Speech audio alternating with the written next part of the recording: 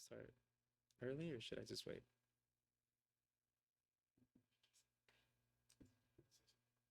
Yeah. Oh, okay, nice. All right.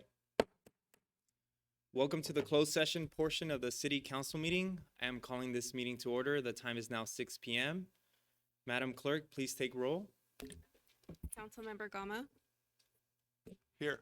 Councilmember Hernandez, Here. Councilmember McQueen Lejeune, Here. Mayor Pro Tem Perez, Here. and Mayor Martinez. Present. We will now hear public comments. Any comments from those participating on Zoom? We'd like to ask that you use the raise your hand feature so you can call on you. So we can call on you. You will have 3 minutes to provide your comments. Madam Clerk, does anybody have any public comments tonight? There are no public comments for closed session. Okay, thank you. Mr. City Attorney, can you please read the closed session items into the record, please? Absolutely. There is one item of business for the council in closed session tonight pursuant to Government Code Section 54956.8, and that is conference with real property negotiators. The property in question is 140 Pleasant Valley Road. The negotiating parties are the city and the Laramendi Family Trust, and under negotiation is price and terms of payment.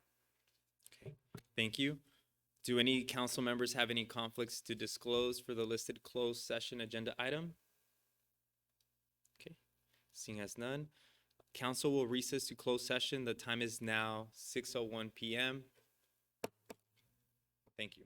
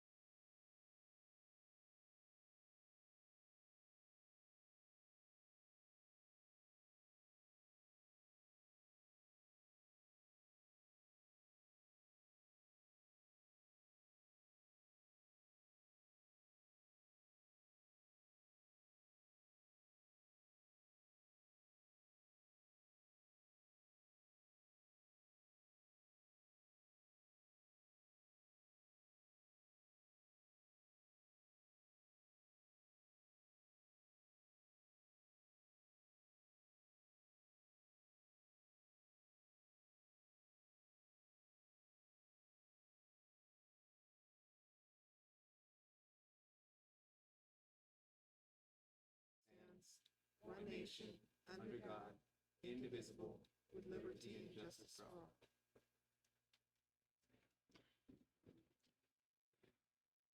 All right, let's get this going. Madam Clerk, can you please take roll? Councilmember Gama, Here. Councilmember Hernandez, Here. Councilmember McQueen Lejeune, Here. Mayor Pro Tem Perez, Here. and Mayor Martinez. Present. All right, so tonight's inspiration is going to be presented by myself.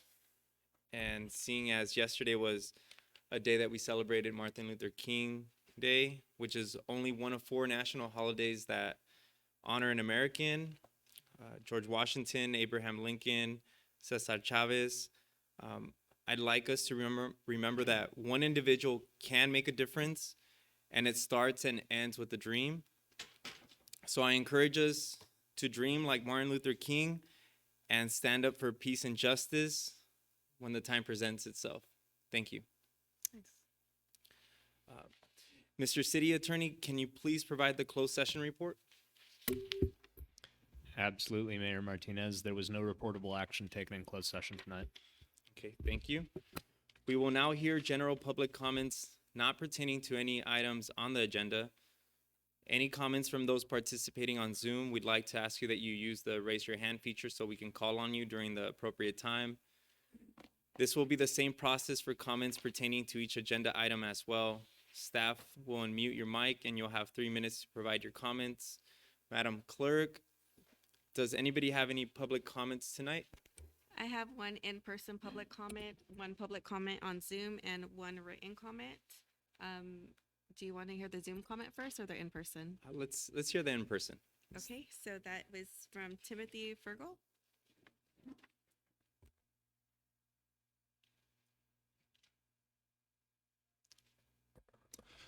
Good evening, everyone. Thank you, esteemed city council members, Mayor Pro Tem Perez, Mayor Martinez. My name is Timothy Fergal. I'm the new city librarian over at the Ray Pruder Library here in Port Hueneme. I also oversee library operations at the Fillmore Library, the Oak Park Library, and the Piru Library. I wanted to take a moment to introduce myself and just say that I'm looking forward to working with the City Council to provide outstanding and innovative programs and services to the community, particularly to the children and teens that we serve. The Ventura County Library is currently providing access to live homework help in Spanish and English, lending out passes that grant free admission to state parks, working with Connected California to link patrons to digital navigators to improve digital literacy skills and access to the internet, and letting patrons check out a DIY home energy savings kit with weather stripping, water leak detection dye tablets, and other sustainability-minded tools. It's pretty cool. There were a couple other events that I wanted to make you aware of as well that are coming up at the Pruder Library.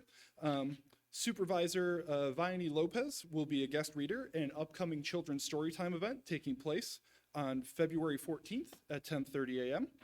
Our popular Pause for Reading program, where children can practice reading to dogs, will be taking place on January 23rd, along with the fourth Monday of every month. And the Rosenbluth Family Homework Center is open Monday through Thursday from 3 p.m. to 5:30 p.m. for students in grades K through 12 to receive in-person homework help. So thank you again for your time. I look forward to working with you. Thank you. Okay, Maria Ventura. Thank you so much, Honorable Mayor and City Council. My name is Maria Ventura. I'm the Senior Public Affairs Manager for SoCal Gas, and I'm reaching out to inform you all that customers that natural gas prices are going to be even higher than usual this January due to several unprecedented factors beyond our control. Customers may see a winter natural gas bill double or higher compared to 1 year ago.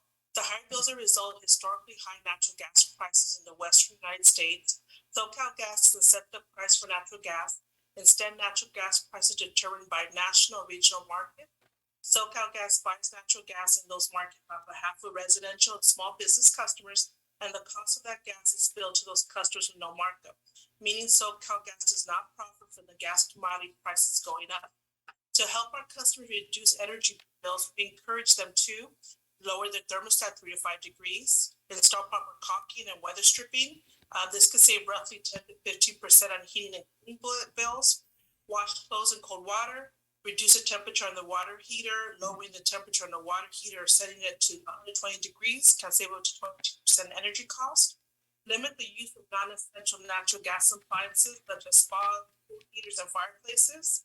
I encourage our customers to visit SoCalGas.com, manage higher bills for more information. And we also offer several ways to help income qualified customers through our bill assistance and forgiveness programs, home improvement assistance, and the level pay program. In addition, SoCalGas recently announced a $1 million contribution to the Gas Assistance Fund, a program that helps income qualified customers pay their natural gas bills. To learn more, please visit SoCalGas.com/assistance. Thank you so much for your time. Thank you, Maria. That concludes the in-person and Zoom public comment. So I will go ahead and read the written comment. It says, hello, City Council and City staff. My name is Jacob Marquez Pantoja. I think an update on the implementation of the Parks Master Plan, such as which projects in it have been completed or are currently being worked on, would be much appreciated. As has been commented on by others, the public needs to know the progress of city projects and future agenda items. Also, as I said in my previous public comment, I hope the public will be allowed to give input soon as promised on the new city plant palette. An update on the state of this project would also be appreciated. Lastly, I think the reed removal along our Bubbling Springs Creek has turned out amazing. At last it can float and sing freely, and every one of its willows and California sycamores are waving their arms for joy. That is all. Thank you. That concludes public comments. Right, thank you. May I have a motion and a second to approve the agenda? So moved. Second. Okay, Madam Clerk, can you please take vote? All in favor? Aye. All opposed? Hearing none, motion passes unanimously. Okay, do any members of the council have any conflicts of interest to disclose for any items on the agenda?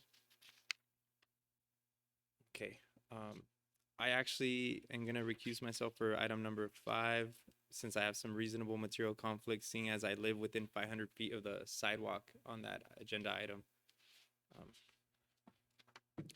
We're gonna begin with presentations. Our first presentation is the State of the Port presentation by Ms. Kristen Dekas, the CEO and Port Director of the Port of Hueneme Oxnard Harbor District.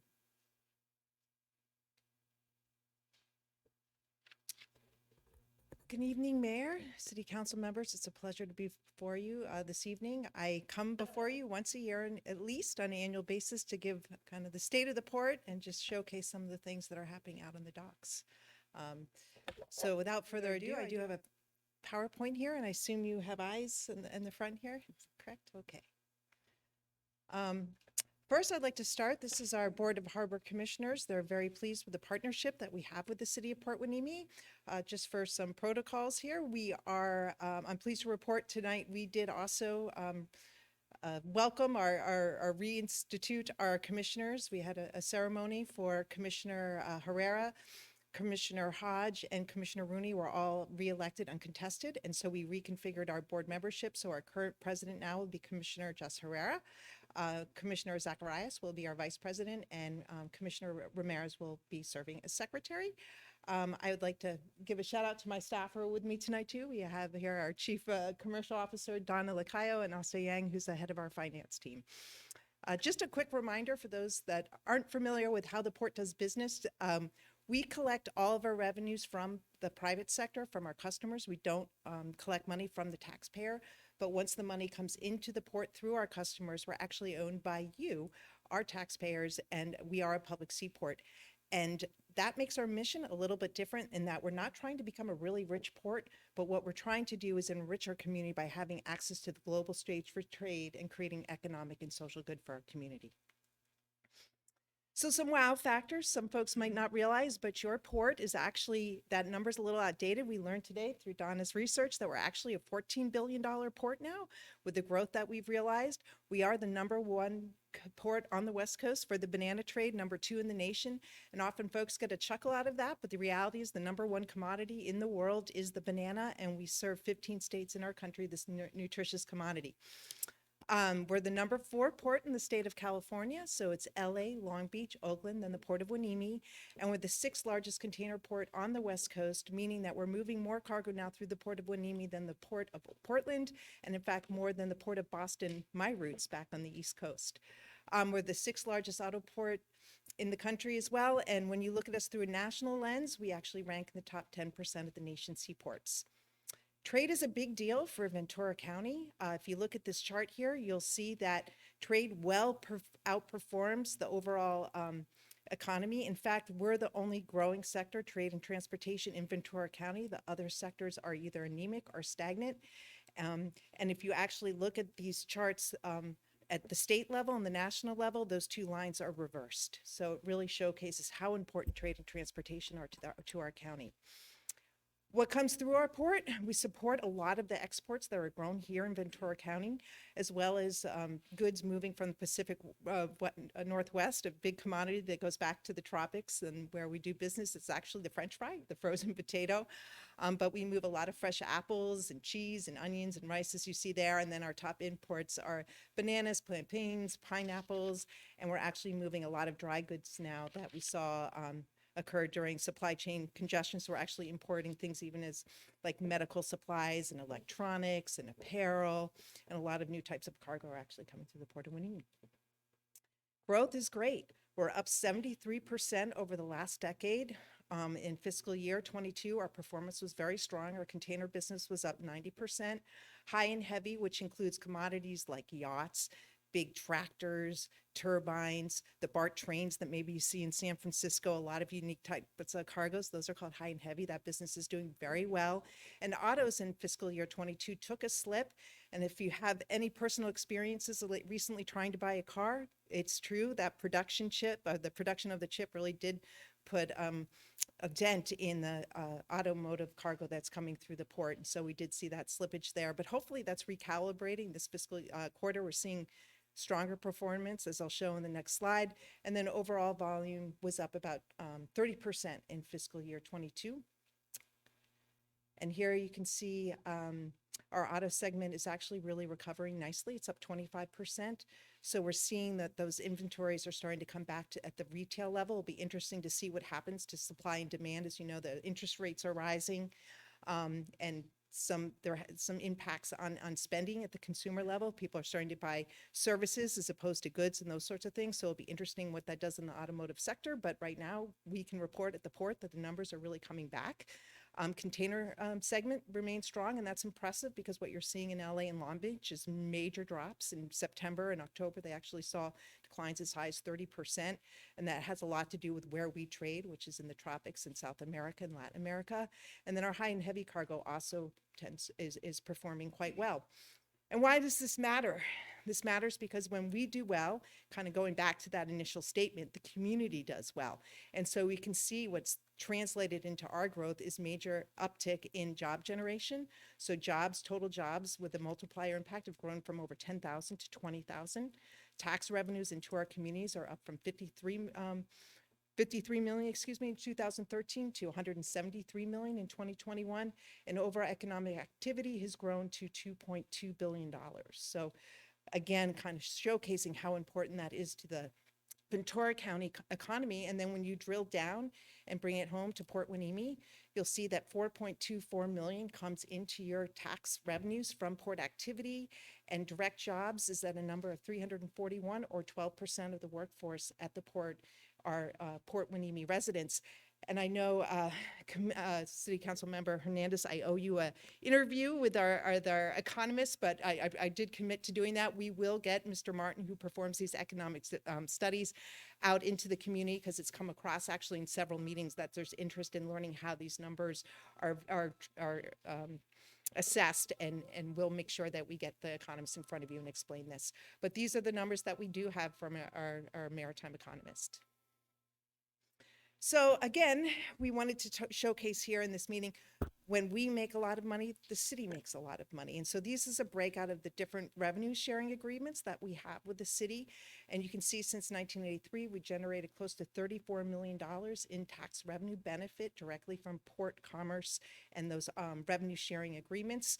We could take at another time, we can really drill down in the mechanics of all the different agreements, but right now there are 4, and these are their numbers affiliated with the revenue sharing from each of those contracts.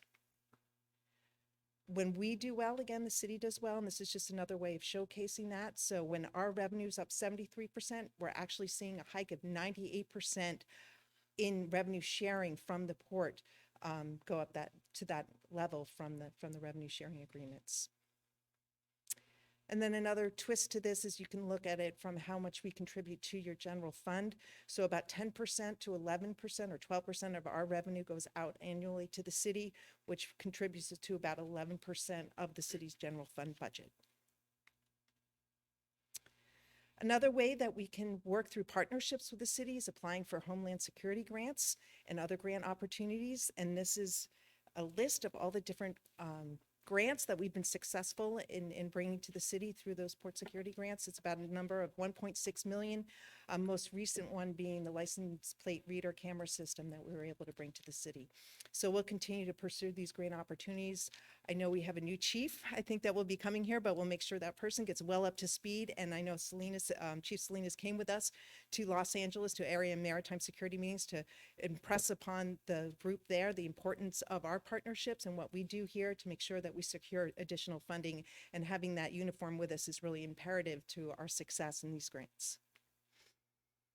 The Community Benefit Fund, just a little update here. This is some of the events that happened over fiscal year 2022, where we had their check signing events and ribbon cuttings with the various community benefit funds. As you all know, we voted this year's round, so we'll get our calendars together to make sure we continue to really showcase the great work that we're doing together as community part through the funding that comes to this community benefit. Just as a reminder, if the port makes more than $13 million a year, 100,000 plus CPI will go into the piggy bank for this community benefit fund. And then collectively, we come to ideas of how to foster opportunities to celebrate our community and bring some unique opportunities in these types of events through that CBF fund. Just a quick highlight of how much has gone into the bank since this started in 2017. We've done close to $1 million worth of projects. And now with this year turning the corner, the next assignment of projects, if you will begin at the turn of the fiscal year, July 1. We'll start talking about this year's 100,000 plus CPI and how we make those investments in a meaningful way. So what's up, Doc? Just a few highlights here. We conducted a freight study in partnership with the Ventura County Transportation Commission. Wanted to share some of the highlights of that. There's some misnomers about how much of the port traffic makes up the truck traffic throughout the county. In fact, the number is very modest, if you will. It's nominal. About 0.6% of all trucks in Ventura County are from port-related traffic. And those trucks that you see on Port Hueneme Road, 23% of the trucks are actually port trucks, which another way of saying that is 77% of the trucks on the Port Hueneme corridor are actually other types of trucks, whether affiliated with some of the industrial activity that happens in the industrial park in Oxnard or our farmers and our farming community. But these are the numbers that came out of that study through actual truck counts. That said, we still need to be vigilant and make sure that truck safety is an imperative. I know Commissioner Gama, you're out in the docks too now. You see this firsthand, and I apologize for not mentioning fertilizer business, but that's also doing very well. We just had a tanker in at the end of December and brought in some fertilizer there. So that business is also doing very well. But it's very important that we continue to be vigilant and make sure that our truckers are complying with rules and regulations and are acting very safely. So we have worked with the police department on various ideas of enforcement on speeding, getting signage out there, speed control mechanisms through actually being able to monitor the speed of our trucks. And of most recent note, I think city councils will be happy to hear that ARB issued a new truck rule that went into effect on January 1. And all of the trucks that come into our communities now need to be at least newer than 2010. And so what the port is doing to comply with this rules at the onset of it is kind of building an inventory of how many trucks are actually 2010 and newer per the regulation and how many are not. And once we get that data, we'll be able to inform our fleet community that they need to update their fleets. And we'll share with you if there is a problem or if most of our customers are in compliance with this new rule. We recently did a study, or not a study, a survey of our community. And a way to look at this is very much like the Nielsen ratings for TV. This is a company called AlphaView, and they come in and they really look at the demographics of your community. So by a way of example, if they're surveying all these different demographics and they hit a number, say for how many white women have answered a question, once they get to the percentage of white women, they'll stop adding that into the count of the survey, right? So they can really reflect the true demographics of our community in these surveys and get real meaningful input on the pulse of what our community is thinking. And we did a survey around acceptance of port expansion, and this is a countywide survey. So you can see 77.87% of people support the port and port's growth, and that trips up to 88% when we do it in an environmentally conscious and in a way that creates good paying jobs, which is of course in the DNA of the port. And then if you drill that down to the Oxnard Harbor Districts, which includes the city of Oxnard and the city of Port Hueneme, the numbers are even higher. So you'll see 79% support in general port expansion. And then when you add in the environmental and the conscious of creating good jobs, that jumps to 89 or 88%. So that said, we want to continue to grow the port. We want to continue to grow jobs. We thank City Council for your support. We just put in a grant for $119 million. There's a $1.2 billion allocation in the governor's budget for ports. 70% of that's going to LA and Long Beach, but there's $336 million for the other ports in the state of California. So we got 64 letters of support, and we're hoping that a lot of that money will come here to Ventura County to support our port complex, and much of the asks, if not 75% of them, are for actually zero emission technology. Just to put the highlight here in terms of partnership and working with the city, this is a rendering that we did for the Market Street property that we've been talking about, a purchase and sale agreement. It's going back and forth. And this rendering that we performed for this property is actually done by an artist to make sure it married into the strategic visioning of the city of Port Hueneme. And so it had architecture that kind of matched your vision to put that out there. But I just wanted to report out that I did meet with my board today, and they would like to have the workshop and a joint meeting to further discuss that project. A lot of new players here since we had our last visioning. And then of course, on our side, Commissioner Zacharias is new. So we will work with your staff to set up a joint meeting to discuss the Market Street and other areas of joint opportunity and partnership. Austin, take a bow. For the 12th year in a row, our finance department received an award of excellence from the Government Finance Officers Association. So we're very pleased that our audits remain very strong and our fiscal responsibility is very healthy. Our board had recently adopted a resolution to be a zero emission port, and we're in that works. We got a $200,000 grant, and we are building our blueprint to decarbonization. And look forward to perhaps being the poster pilot short of being the first zero emission port. We are not going to tell you when we're going to be able to do this because it's really dependent on when technology matures and what is readily available to achieve this goal. We don't want to say, oh, we're going to get it done in 2030 and then not achieve that goal, but we are going to work with you to build that blueprint and share in bringing the port to zero emissions as soon as we can. We just got a $10.4 million grant from the Ventura County Transportation, as well as a $5 million Volkswagen grant. If you recall, many years ago, the CEO of Volkswagen tried to cheat the test for emissions and they got caught. And so there was a $60 million settlement in the port to get $5 million from that settlement recently. So we're going to put all that funding into electrifying our North Shore terminal so that our roll-on, roll-off, our automobile ships will be able to plug in, just like our container ships that you're seeing here plug in. And as you can tell, it's not an easy task. It takes 3 folks to plug in a reefer ship, a container ship. So we continue to monitor our air. We have a system on the Haycox Elementary School that measures air every second, every day, and we're going to be putting that data out on the web. We also got some new air quality monitors that we're going to be putting right at the gate of the port, and we got a $500,000 grant that in partnership with Seafrog and CLU, we're going to continue to work to monitor our air and share that data publicly. The little that we know so far is that during the winter months, when the air is blowing from the north off the 101, there is some modest inferior air. And then during the summer months, when the wind blows off the ocean, the air is modestly better, but overall, we've learned from this analysis that the air is good when it comes to particulate matter and black carbon. Quick update on our education programs that we do at the port. We back out of COVID, we've reinstituted our school tours. Typically in a good year, we do 120 tours. And we'll pay for busings if the kids can't get here. And then we continue on with our global trade and logistics class. This last semester, we had 27 students. So they come in and they learn from another expert in the field about opportunities in maritime trade once a week. Thank you, Councilmember Gama, for your participation on risk assessment side of this. But it's been a very successful program, and now we have a big graduation at the Channel Islands Museum after each semester, and all the parents come out, and the students are very proud of their accomplishments in participating in the program, and then the excelling students get a paid internship with the port. On the community front, we did have our Banana Festival. It was back this year. We counted around 13,000 people came to the waterfront for waterside tours, landside tours, enjoy a banana treat, learn a little bit about the port.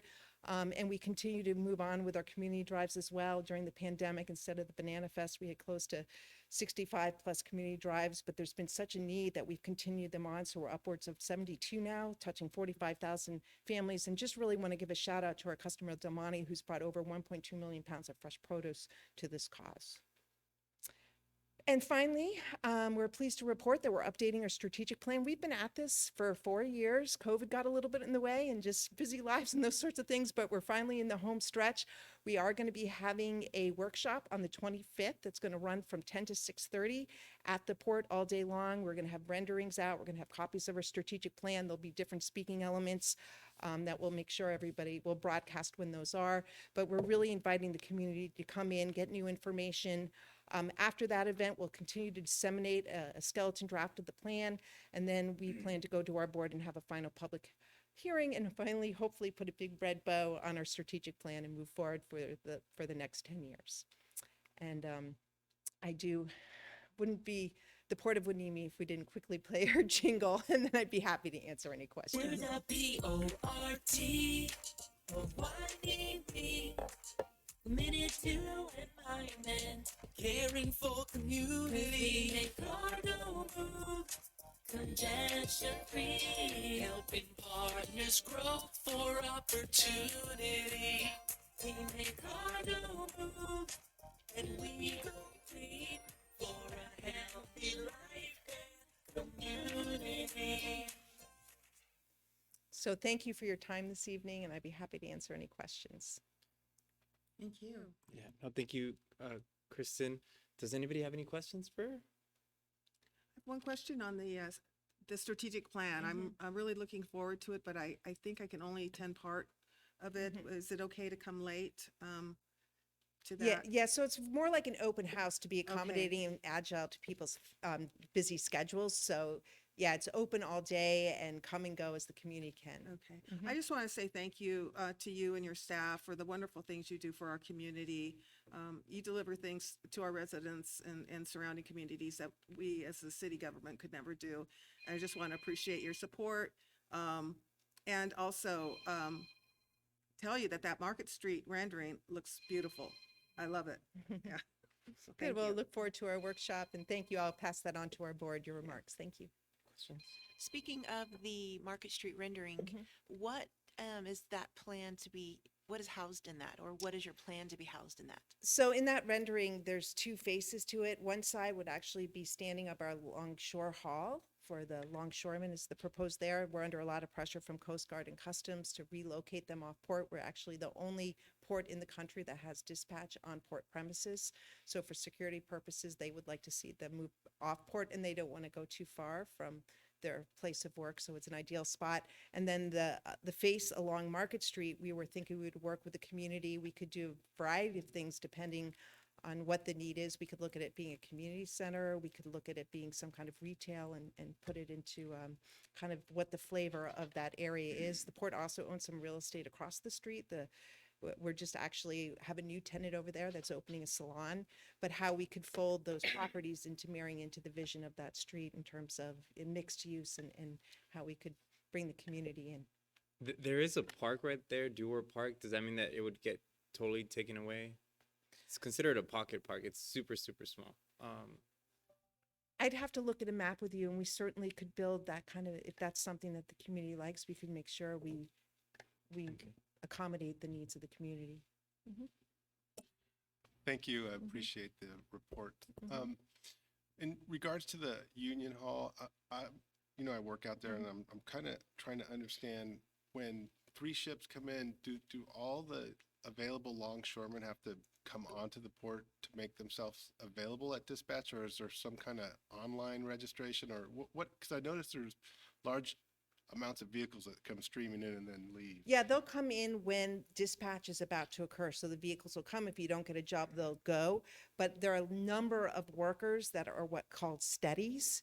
And so they wouldn't go out to dispatch. They would go to their normal steady work job, if you will. And if they don't go, then that would go into dispatch. So we're actually, I know this has been a question that city has on top of mind, so we're actually going to do a traffic study of those cars and that transport and provide it to you during our workshop, as well as look at the parking.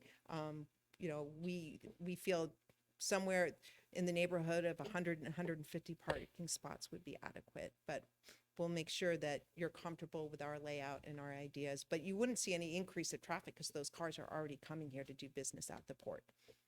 Right. Yeah. But as growth continues, traffic's Yeah, we would increasing. build that into our analysis and make sure, and certainly as we develop the site, that would also all have to happen in CEQA as well. But yes, that is on our radar screen, and we owe you some analysis on traffic studies and parking. Okay, thank you. All right. Any more questions, comments? All right. Thank you, Ms. Deacon, for your presentation, and thank you for the port for coming here today to show us this presentation. Thank Appreciate you. it. All right, look forward to working with you. Thank you. All right. So we still have 2 more presentations where I will be reading 2 of the proclamations. The first proclamation reading is the honoring of the 23rd anniversary of Alaska Flight 261. Whereas on January 31st, 2000 at 4:22 p.m., Alaska Flight 261 crashed in the waters off of Anacapa Island, approximately 13 miles from Port Hueneme in Ventura County, resulting in the deaths of 88 souls. And whereas the accident was the largest loss of life due to a transportation accident in the history of Ventura County, and whereas the crash of Alaska Airlines Flight 261 activated an immediate response from over 75 different federal, state, and local agencies, the military, local nonprofit agencies, and private organizations. And whereas the City of Port Hueneme Police and Station 53 of the Ventura County Fire Department were among the local first responders to assist with the immediate response and recovery. And whereas the families of the victims came together to promote commercial aviation safety by working together with Alaska Airlines, the Federal Aviation Agency, and the National Transportation Safety Board. And it is the work of many that commercial aviation today is safer by addressing the causes of this accident and working to ensure this information is used for the safety of those who use commercial transportation. And whereas the City of Port Hueneme continues to host the families of the victims each year on the 31st of January to honor the 88 lives lost and provide comfort and compassion to the friends and families of Flight 261. And whereas it is important to see how individuals in our county and the City of Port Hueneme came to embrace the families of Alaska Flight 261 by showing and expressing kindness and compassion and giving spirit. And whereas it is important to educate the public about this event of historical significance and how members of our community came together and continue to do so to support the family members of this flight in the tragic loss of life.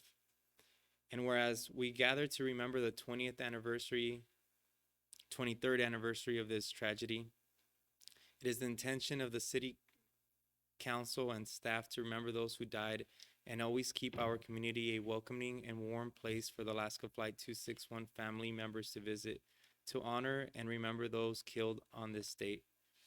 Now, therefore, be it proclaimed that the Port Hueneme City Council does hereby proclaim January 31st as the day we honor the 88 souls who died on this date and recognize that the kindness of our community members continues 23 years later, and we will always urge residents of Port Hueneme to exercise compassion in our daily lives for the betterment of the family members, our colleagues, and every individual we encounter.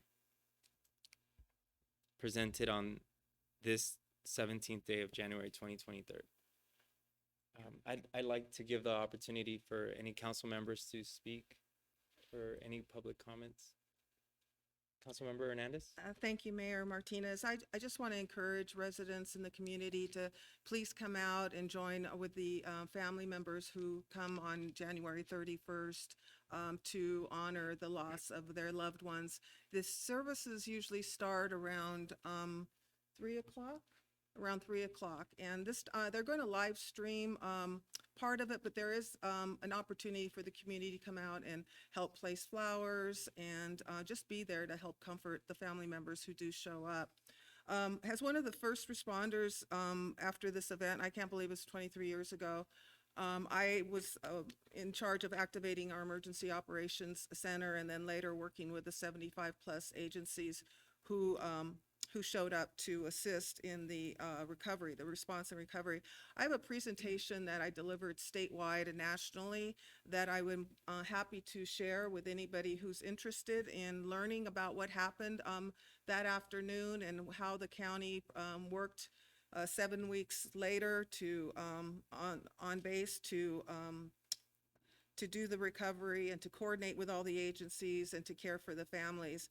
It's about a 40-minute presentation, so if anybody's interested in seeing that presentation, let me know and I can make arrangements to do that for you. I think there's a lot of good lessons learned that we can use should something like this happen again. Hopefully not, but just wanted to make that offer.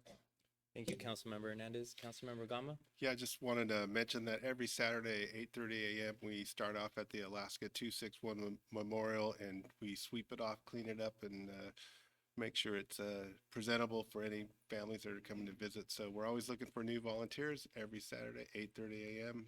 Come out and join us. And then the day before the anniversary, we also have a family and city get together where we all get together and clean up and do the annual preventative maintenance on the memorial.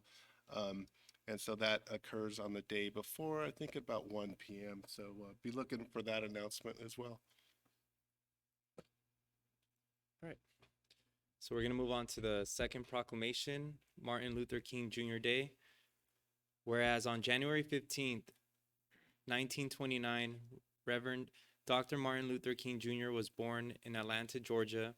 And whereas Dr. King was a transformational leader of the American Civil Rights Movement and one of the most influential orators of peace, equality, and human rights in world history. And whereas Dr. King is remembered for dedicating his life to unyielding faith and passion for justice and racial harmony by championing the principles this nation was built upon, and a strong commitment to his belief of freedom, equality, and justice for all. And whereas Dr. King envisioned a society where individuals were not judged by the color of their skin, but by the content of their character, and whereas Dr. King sacrificed his life to spread a message of universal equality and justice that was displayed by his efforts to end racial segregation and discrimination through civil disobedience and other nonviolent means, such as his heroic leadership in the 1955 Montgomery bus boycott, the 1957 Southern Christian Leadership Conference, the 1963 March on Washington, and the Selma to Montgomery marches in 1965. And whereas Dr. King's words continue to resonate with the world today by reminding us of the imperative to continue the fight for justice and equality, no matter the opposition, because the ultimate measure of a man is not where he stands in moments of comfort and convenience, but where he stands at times of challenge and controversy. And whereas people throughout the world continue to be inspired by Dr. King's visions and words, his strength of character and compassion, and his model for peaceful demonstration and dialogue, And whereas in 1983, Dr. King became the first private citizen to be honored with a federal holiday, not just to celebrate his memory, but also to preserve his legacy, one that calls upon us all to exercise our moral authority, stand up against injustice, and protect our most sacred tenet of democracy. Now, therefore, be it resolved that the city of Port Hueneme does hereby recognize and proclaim January 16th, 2023 as Dr. Martin Luther King Jr. Day, presented this day, 17th day of January, 2023.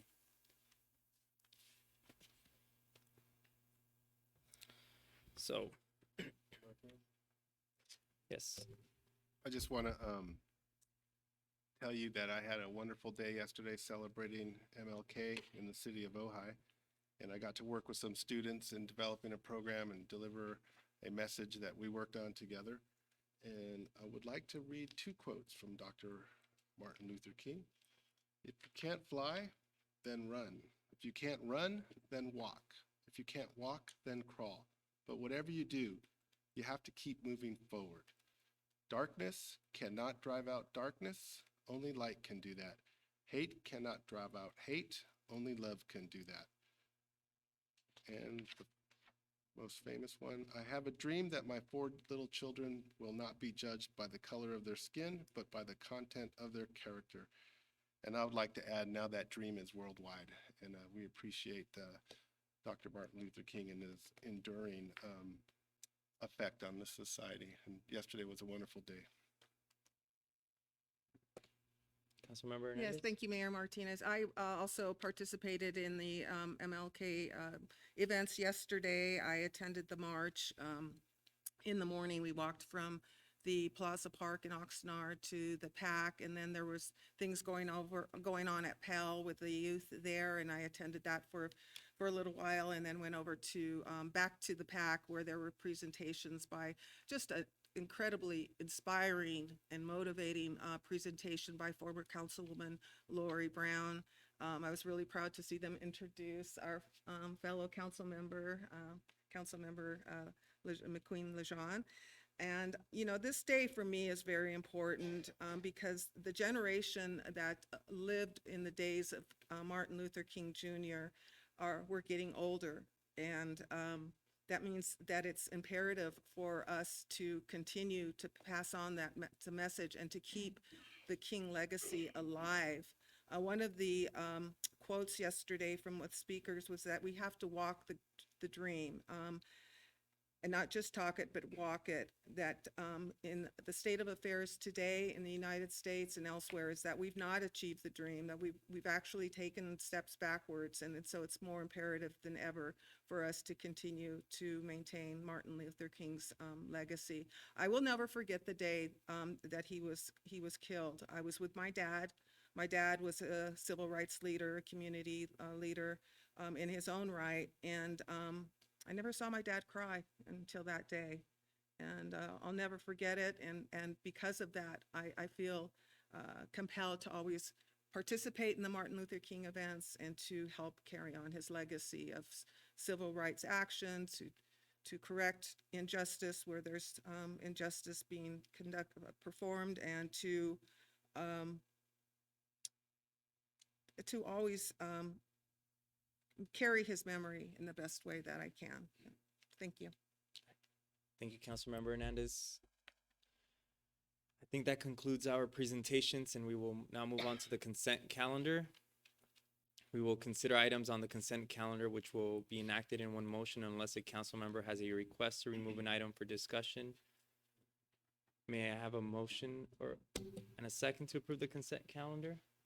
May I ask a question on one item? Of the disbursement records, I just have one question. Okay, I don't know if we have to pull it, or can I just ask a question? You can ask a question regarding it. It's not necessary. Mr. Deputy City Manager, can you remind me what MV Chang and Associates is doing for us? If you know. MV Chang and Associates is a contractor that we use to provide temporary staffing services. Oh, okay. okay. So may I have a motion and a second to approve our consent calendar? So move. And then we have a second by Councilmember Martha McQueen. John? Second. All in favor? Aye. All opposed? Hearing none, motion passes 5-0.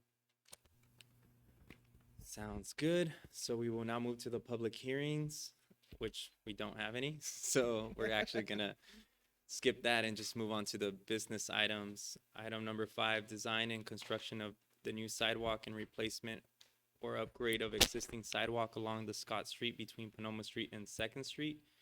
Earlier, I mentioned that I'm gonna be recusing myself for reasonable material conflict on this item, seeing as I live within 500 meters of the sidewalk. So I will be stepping out, Are you turning the meeting over to Mayor Pro Tem? and I will be turning over the meeting to Mayor Pro Tem Perez.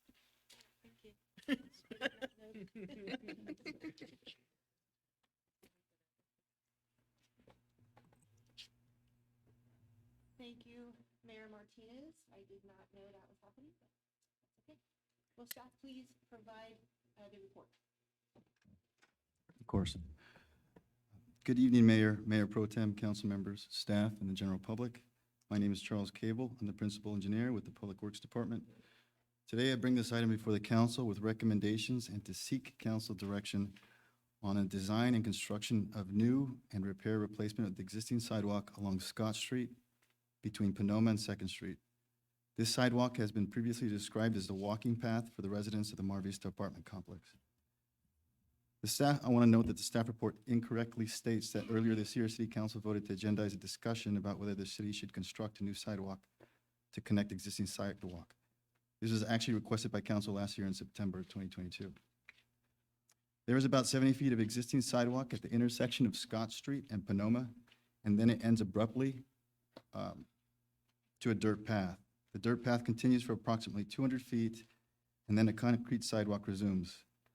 If council refers to the attached map, it will be clear where the dirt path is and where a concrete sidewalk could be constructed, and the location of the Mar Vista complex. Construction of a new sidewalk would require minor grading and approximately 200 linear feet of new concrete walkway. The sidewalk would be concrete at 4 inches thick over 4 inches of compacted base material. Construction of the new sidewalk would trigger the American with Disabilities Act, which would require the city to repair the existing sidewalk and upgrade the existing curb ramps adjacent to this area. Several utilities exist along the proposed sidewalk, and coordination with utility companies would be necessary. The property adjacent to where the sidewalk would be constructed is vacant and a city-owned property.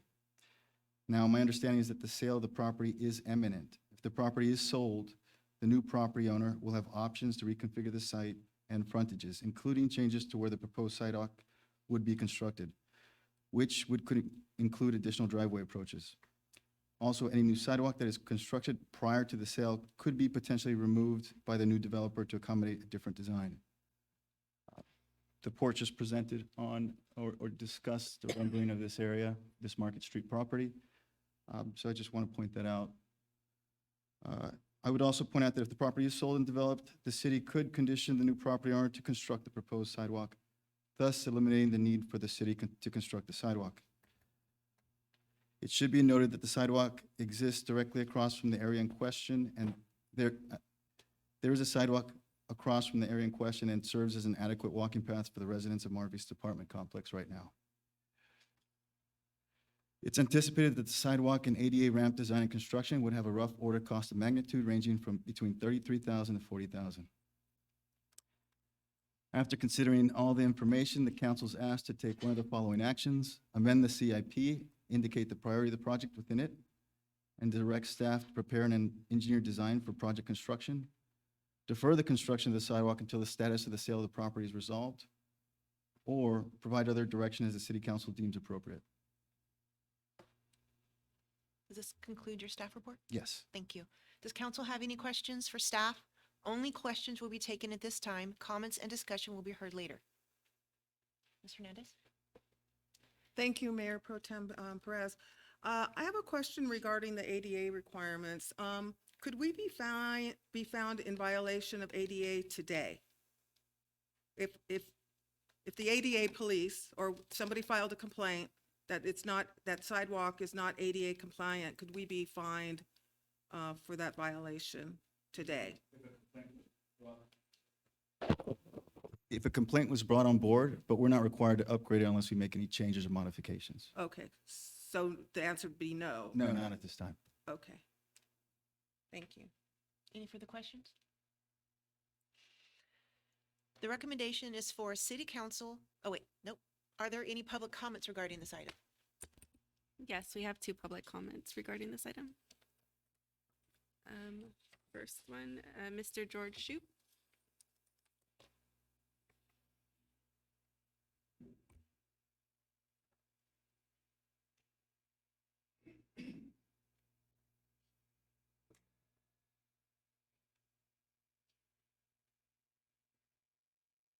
Hello, Mayor Pro Tem, Mr. Mayor, council members and staff, thank you for having this subject discussed. I live at Mar Vista, 1570 Scott Street, apartment 411, right across the street from the area we're talking about. And there is a serious problem there. And especially this time of year when the ground is wet, people in wheelchairs and walkers can't have a lot of trouble trying to get through that area. And even people with canes, it just sinks into the ground and it's difficult to move around. And the summer comes around, we get weeds, and the weeds are always full of bees. And the weeds grow right up to the curb where people park their cars. And when they open the door to get out of their car, they're into a weed patch. Then next thing you know, they're being chased by a bee. And you don't want to see your 70 or 80-year-old with a cane being chased by a bee. But there are a lot of hazards and a lot of risk to people's safety there. And a sidewalk would be terrific. I know that the sale of the property is under consideration now, but those things sometimes still take forever to do. And we could get a lot of good use out of that sidewalk in the meanwhile. But anyway, thank you all again for taking it up for consideration. And thank you. Thank you. Okay, Mr. Robert Blackwell.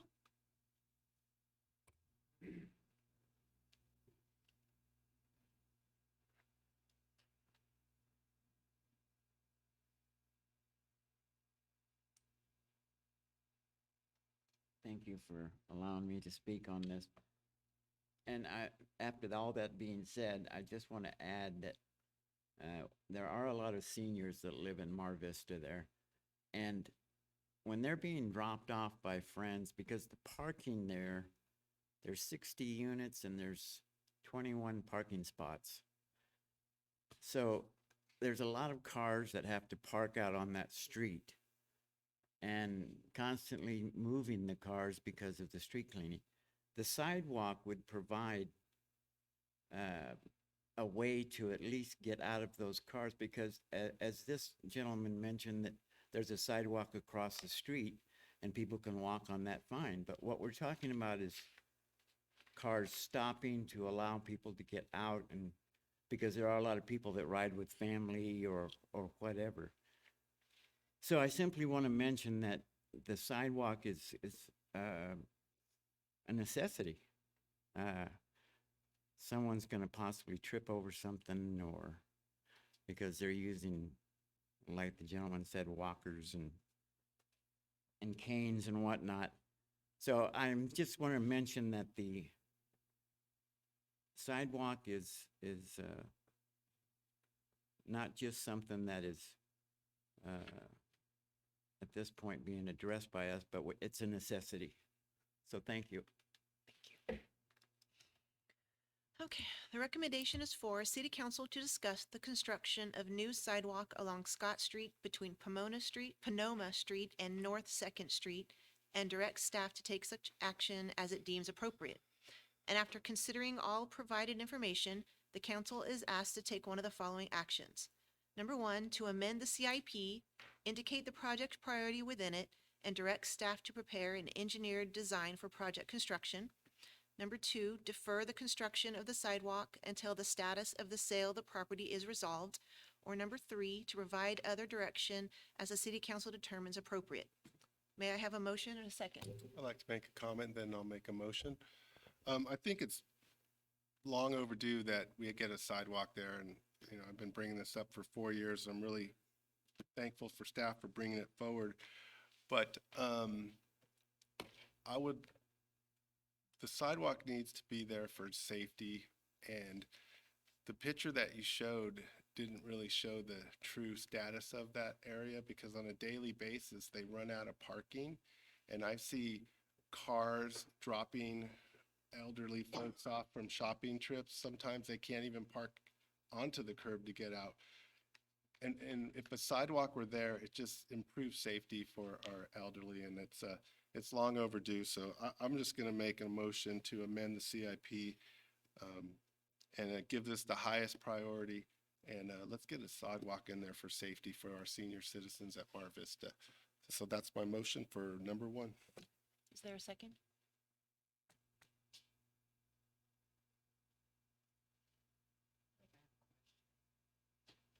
Okay, go ahead. So help me understand the CIP. So we have a list of projects on the CIP list. And so what kind of time frame, when we say adjust the CIP, what kind of time frame could we get a sidewalk put in that space? Okay. So we'd have to go out to bid for this project, and we'd have to prepare specs and a plan, engineer design plan, and then put it out to bid. Usually takes about 30 days, or it could take about 30 days to get the award of the contract. Then I come back here to get council approval to award the contract. So we could probably start construction second half of the year for this sidewalk. And do we have any idea where we are with the sale? Actually, that would be something I'll let city attorney address. That's going to be an item that comes back for closed session at some point Okay, in the near got it. future. Thank you. Thank you. I'm wondering if Councilman Gama would consider amending his motion to make the recommendation that should the sale go through, that the sidewalk be retained. If we decide to go for the sidewalk, that it not be destroyed, that there be continue to be a sidewalk at that location. Is that feasible? I don't, There could be conditions of approval where they construct another sidewalk. The only reason I mention it is because when a developer purchases a property, they may want to put driveways there, they may tear out the sidewalk, and we may have just put a new sidewalk in. That's why I mention it. I don't know, I just know that the sale of the property is imminent. I think it's been for some time that way. So I would agree to amend the motion. And I'd also like to state that it could be 2-3 years out, and you know, a sidewalk is public property, and it'll always be public property. And I think in the interest of safety for the residents, I think it's well overdue. And all you have to do is drive there at any time, and in the afternoon particularly, and you'll see there's 21 parking spaces, 67 units, and it's sorely needed. wait a minute. Okay, so what is the I have a- motion? I have a question, though. I'll make the point that Councilman Gama just made. You said that it would be 2 to 3 years out, and you're thinking the sidewalk would be 2 to 3 years out? The sale? Okay. And that it won't always be public property if it's sold, right? So if we made the sale, we would sell it with the sidewalk and without the sidewalk? Is that what we're talking about? We're getting into potential closed session conversations. The fact of the matter is it all depends on what happens with rights of way. And so there's no guarantees. Okay. It all depends on what happens and what negotiating parties end up agreeing to. Okay. In any event, neither motion has a second, so. Do we know that the money's not in the capital improvement plan right now? Is that correct? That's correct. It needs to be funded, so we'd have to find a funding source for this sidewalk. So there's nothing appropriate at this time because it wasn't Yeah, approved. I have another motion. This one fails. Councilmember, Yeah, I'm not sure of the motion. Can the motion be restated? which motion? I think we have two. I agreed to amend the motion so that the sidewalk would be excluded from any potential sale into the future. And it's my understanding that a sidewalk is public property, thresholds or not. If it remains a sidewalk. If it remains in the public right of way. If a road is abandoned, it's no longer public property. Okay, so would, And so it all depends on what's going on. And like I said, we're getting into closed session conversations. okay, and in regards to the sidewalk is on, would be alongside a public street to which, I'm uncomfortable speaking any further on this because this has been the subject of closed session conversations. okay, so I'm gonna restate my motion that we prioritize this sidewalk as a very high priority for safety for the residents of Mar Vista, and that we install a sidewalk and negotiate its future if and when negotiations proceed. I second. All right, so when to do a roll call vote? Okay. Councilmember Gama, Yes. Councilmember McQueen Lejeune, Yes. Councilmember Hernandez, No. and Mayor Pro Tem Perez. Yes. Motion passes 3-1. And Mayor Martinez is absent for the record. Abstain.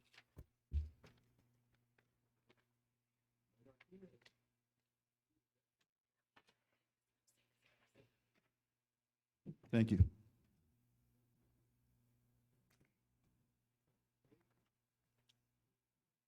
Thank you, Mr. Cable.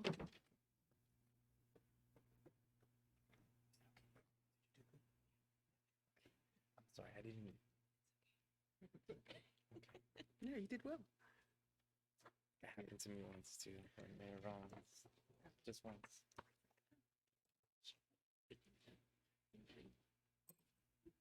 Okay. All right, so I'm back. I'm sure Mayor Pro Tem Perez did an amazing job. I know she did. She did. She did great. So we're gonna move on to item number 6 on the agenda, City Council Legislative Platform Policy. Staff, will you please present the report? Absolutely, Mayor Martinez and Honorable Council. On December 19th, the council was presented with a draft legislative platform policy that would allow the city council to, in essence, approve a broad range of potential legislative or regulatory provisions that the city could support without coming back for council approval, or support or oppose without coming back for council approval. It was essentially a way to proactively allow the city to, or city staff, to protect its interests or to advance other interests that were deemed important to the city without having to negotiate a special city council meeting if matters were happening quickly or if support was needed within a week's time or something, a bill was being proposed or voted on. And so, in essence, staff compiled a list of various legislative platforms that were compiled looking at various other Ventura County cities and compiled a list of its own. That list was then circulated to the Citizens Advisory Committee and was ultimately provided to this council on December 19th for council's approval, revisions, or whatever action was in the discretion of the council. The council opted to have this item returned to the council to give council adequate time to digest the provisions of it and the various robust legislative policies there, and so that council could make its own revisions and whatnot and provide them to me. At this time, I have 3 potential substantive revisions. One is broadly a motion to include some provisions relating to mental health and mental health awareness. Specifically, oddly enough, that was not considered as its own kind of category or subcategory within the legislative platform policy. So I would recommend that council determine on level of importance whether or not it should be included as its own major category, or should it be incorporated under public safety, or broaden the homelessness category, or where does council think mental health and mental health related activities should fall? But it seems fairly clear that supporting mental health in our community is something that this council and the city is very in favor of. The second proposal was specifically related to, I believe it was AB 46, which was is a state initiative to, in essence, retired military personnel as well as spouses of survivors who receive survivor benefits.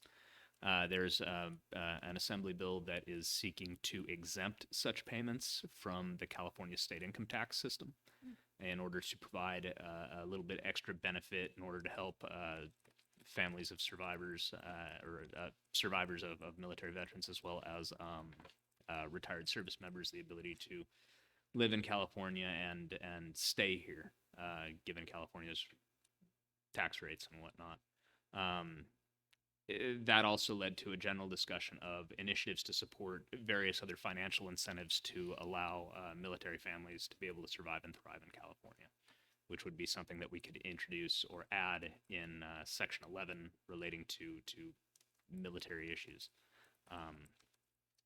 The third, let me pull it up, revision related to, it was under General Governance, Section 1, Item 2A, which is workers' compensation, and the language opposed legislation that would increase workers' compensation benefits that will result in additional employer costs. The recommendation was to have that provision stricken as something the city does not support. And so with that, I yield to any discussion or actions of council. Well, first, does anyone on the council have any questions? Do we have any public comments regarding this item? No public comments, Mr. Mayor. Okay, so do I have a motion? I'll make the motion to approve adding the mental health as a general category and the retired military provision for survivor benefits and to leave the workers' comp provision in the policy. I'll second that. But on a caveat, how are we going to go about adding if I want to add something? If you want to add something right now, we can go ahead and do that and seek an amendment a friendly amendment to Councilmember Hernandez's motion. Okay, so if all the other I would like to council members are on add board. legislation related to law enforcement as well. I know we have one similar for veterans and a different employment, workers' comp, local control. I would like to add a heading of its own for law enforcement. Or do you need specifics? would be the- Looking at it right now. I would ask the council for some basic specifics regarding what particular matters facing law enforcement the council seeks. Is it increased funding for crime prevention, increased funding for, or increased funding in general, increased training, increased mental health awareness, increased, I would have the council, in essence, kind of expand on some of those categories. So all the above? Okay. Peer support?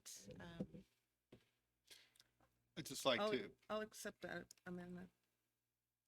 I just want to make a comment regarding workers' compensation. It says here, oppose legislation that would increase workers' compensation benefits that would result in additional costs. Problem I have with that is I think the current temporary disability rate is $490 a week, the maximum. And I think it was enacted in 2004, perhaps, maybe a little later. And I just think it's, if you work for a city, you have stronger workers' comp benefits.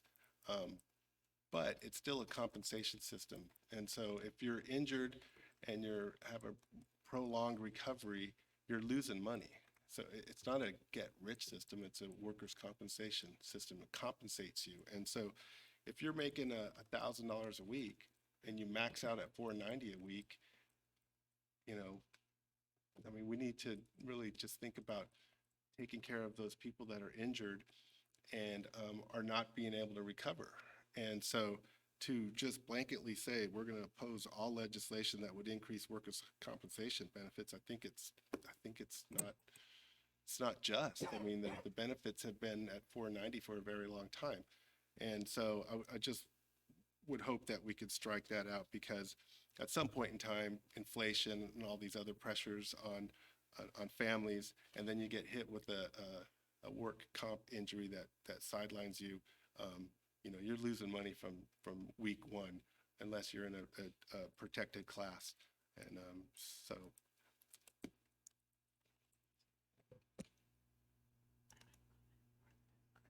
I have one. Okay, I'm gonna, Councilmember McQueen Lejean? Yes, just want to comment. I actually requested that 2A be removed. And the reason I did is because the purpose of this document, based on prior conversation, was that the document would give our mayor, mayor pro temp, and staff the ability to respond quickly to these items if they came out. And so I wasn't saying that it's not important, and I didn't think we should consider it, talk about it. I just didn't think that just saying opposed was the right way to do it. I think that this situation probably needs to come back to the council for discussion. So that's the only reason I asked for it to be removed from this document. Councilmember Hernandez? I just wanted to share a little bit about my experience with workers' comp as a manager for the Ventura County Office of Emergency Services, because we managed the volunteer program for the county, search and rescue, the radio guys, the CERT teams. We had injuries occur during exercises and real world events, and we basically bound the county to handle the workers' comp. As a virtue of them being a volunteer, they were eligible for workers' comp under the State Disaster Service Worker Act. And those compensation claims were paid for life. When we had to issue them, there were people who sustained injuries, and it tied the county to pay them for life.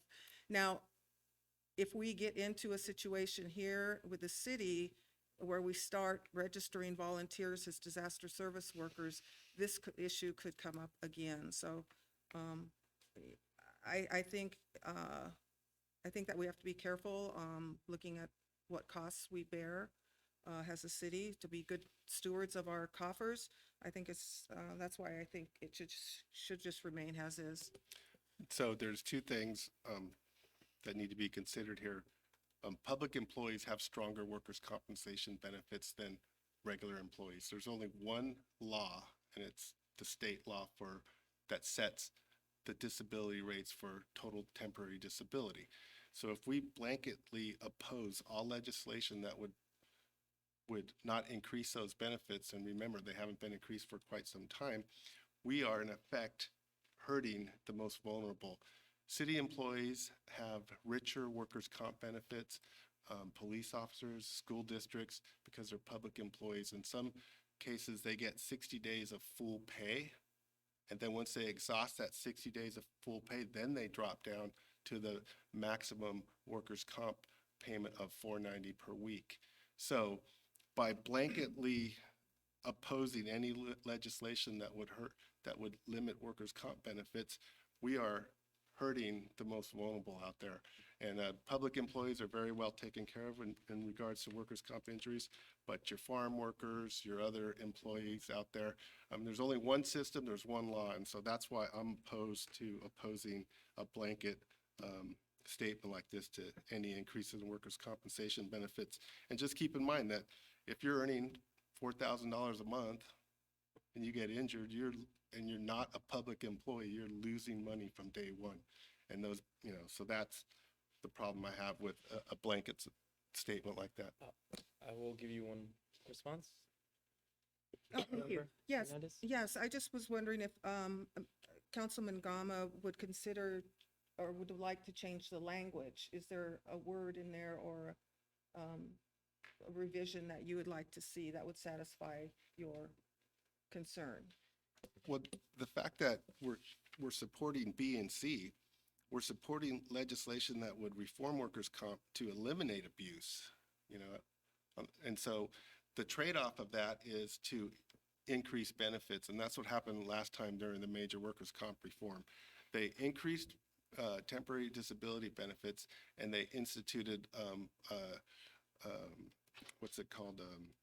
A medical plan similar to like a HMO-UR, utilization review. So in order to attain B and C, sometimes you would have to give something and give increase in benefits to have a more stringent or tightened up system for receiving benefits. And so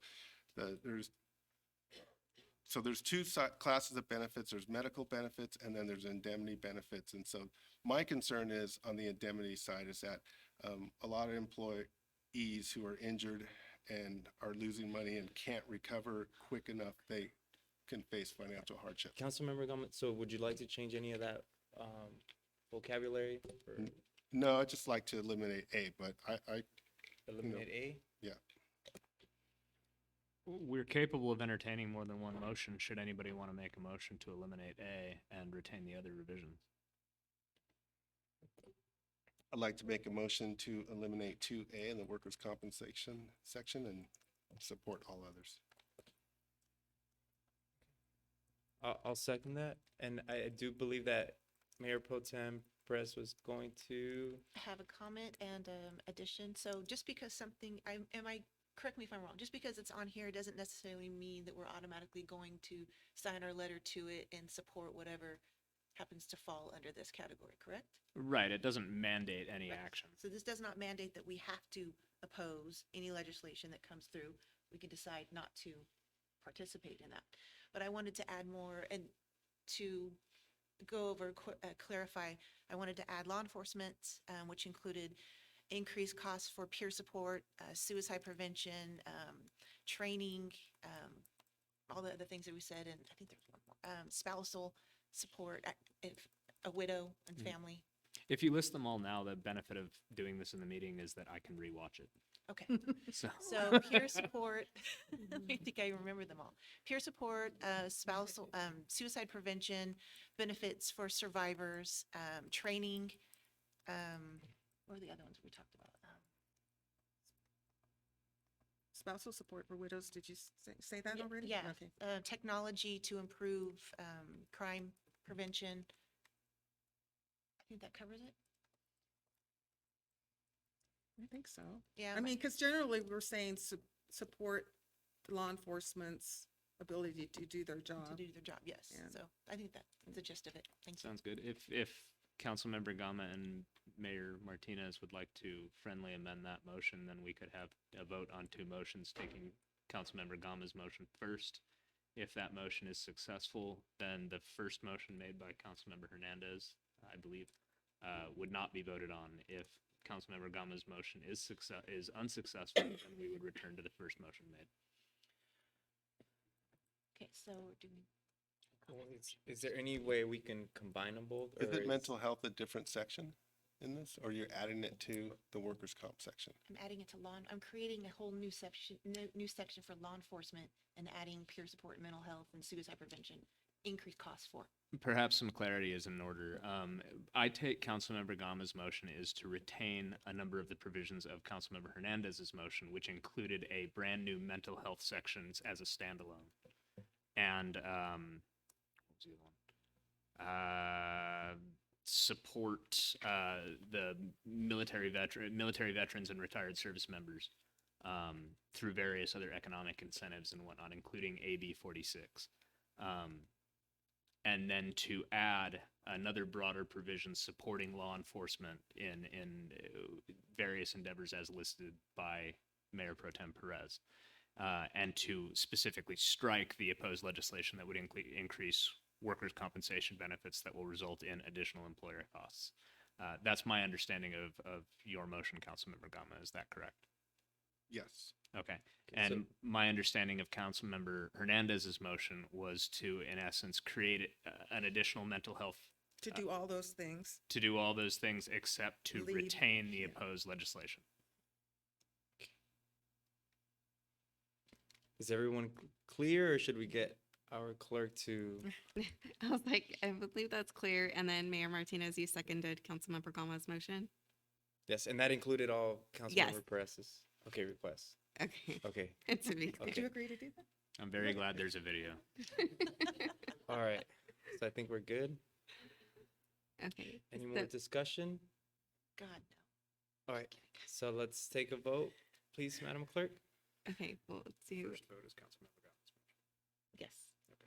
Okay, so we're voting on Councilmember Gama's motion. So Councilmember Gama, Yes. Mayor Martinez, Yes. Councilmember Hernandez. Yes. Councilmember McQueen Lejeune, Yes. and Mayor Pro Tem Perez. yes. Motion passes unanimously. All right, moving on to number 7, City Council Liaison Committee appointments for 2023. Staff, will you please present the report? Good evening, Honorable Mayor and council members. The item before you is the City Council Committee appointments for 2023. The City Council reorganization occurred at the last meeting on December 19th, 2022, so it is appropriate at this time to review the council committee appointments. Attachment A provides the current appointments to which council may make any desired amendments or reappointments. Attachment B provides the current appointments that have been made by other agencies and has been attached for your awareness. The staff report included a summary of each committee along with a link to the respective agency's website for more information. I would like to note that all appointments listed on Attachment A are the same as the 2022 appointments except for the following changes. All of former Mayor Rollins' appointments have been replaced with the newly elected Councilmember McQueen Lejeune, except for the City Port Committee appointment, which has been changed to keep the tradition of a Mayor Pro Tem appointment. Additionally, the SCAG representative column was corrected to list Councilmember Hernandez as a representative. This appointment had previously listed the appointments to the SCAG policy committees, which are now listed in Attachment B, as the council does not have the authority over those appointments. The SCAG appointment listed in Attachment A refers to the annual General Assembly meeting in May, and per SCAG's bylaws, if a member of City Council is also a SCAG Regional Council District Representative, this member by default is appointed to attend and be a voting member at the annual General Assembly meeting. Councilmember Hernandez is a SCAG Regional Council District Representative and therefore is listed as the appointment. However, should council so desire, you may appoint a different representative to attend as a voting member. With that said, council may discuss and choose to approve the list as presented or make any changes as desired. As a reminder, even with the exceptions noted, any member of council may be considered for appointment as a primary or alternate member where applicable. Thank you, and I'd be happy to answer any questions you may have. Thank you, Madam Clerk. Would anybody like to make any changes on these appointments? I'm completely happy with my appointments and would like to continue serving on the Animal Services Commission, Beach Erosion Authority for Clean Oceans and Nourishment, CJPIA, and I think there's one more. VCOG. Yeah, but you don't want to make any changes, No, right? I'm- Okay. I'm fine And with anyone else want to make any changes? Councilmember Hernandez? Yes, I would like to ask if Councilman Gama would consider allowing me to serve as a primary on Beacon, since I have been an alternate now for 3 years. And even when I wasn't an alternate, I attended the meetings and helped with the Sand Summit. Mr. Gama has been the primary now for 4 years, and I would like an opportunity to serve in that position, since I feel I've been well prepared and been really involved with Beacon and would like to serve as the primary. And maybe you could then serve as alternate.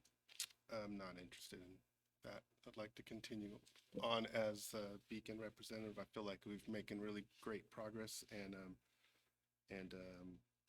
yeah. So. All right. Do we put it to a vote if there's, how do we resolve this? You can go Chris? ahead and make a motion and see if someone seconds it, and we can approve it that way. Okay. Can I get a second to serve as primary on the Beacon board? I think I've worked with Beacon for the last 4 years. I helped directly with the Sand Summit, putting the agendas together, helping the Beacon administration find the speakers. We all Um, helped. I'm sorry? We all helped. I mean, it's not like, Do, Well, you know, I did a lot of the legwork that was required, and I've been participating. I really would like an opportunity to serve. okay. Do we have a second to support Councilmember Hernandez' motion? Okay, hearing no second, the motion fails. Okay, I'm sorry about that, Councilmember Hernandez. Are there any other changes? I was wondering also if anybody's interested in the Ventura County Regional Energy Alliance. They meet once a month. It's a fairly good appointment. Other cities are represented there, but I have a conflict with my SCAG meetings, and so I'm not able to necessarily attend the Ventura Regional Energy Alliance meetings. Regional, yeah, that's. as They well. usually happen around 10 o'clock on Thursdays, the first week or second week in Thursdays, and then they often cancel the meetings. So it's a light commitment. Yeah, I have SCAG too, so it's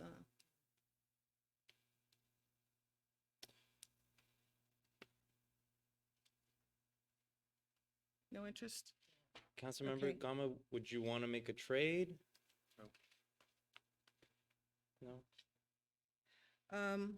And then the other thing I would like to suggest is VCOG was interested in seeing a change, and I was thinking that would be a really good place for Councilwoman McQueen Lejean to serve on VCOG as a new council member.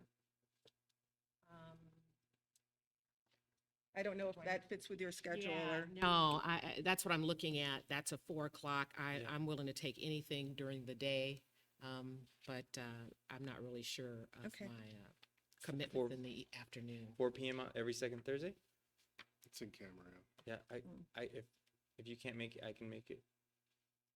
No, he's on it right I'm now. on it. Oh, okay. I'm fine with Oh, it. okay, I'm okay. happy with it. Yeah, the issue here is you did something last year, Mr. Gama, that has caused concern by both Beacon members and VCOG members.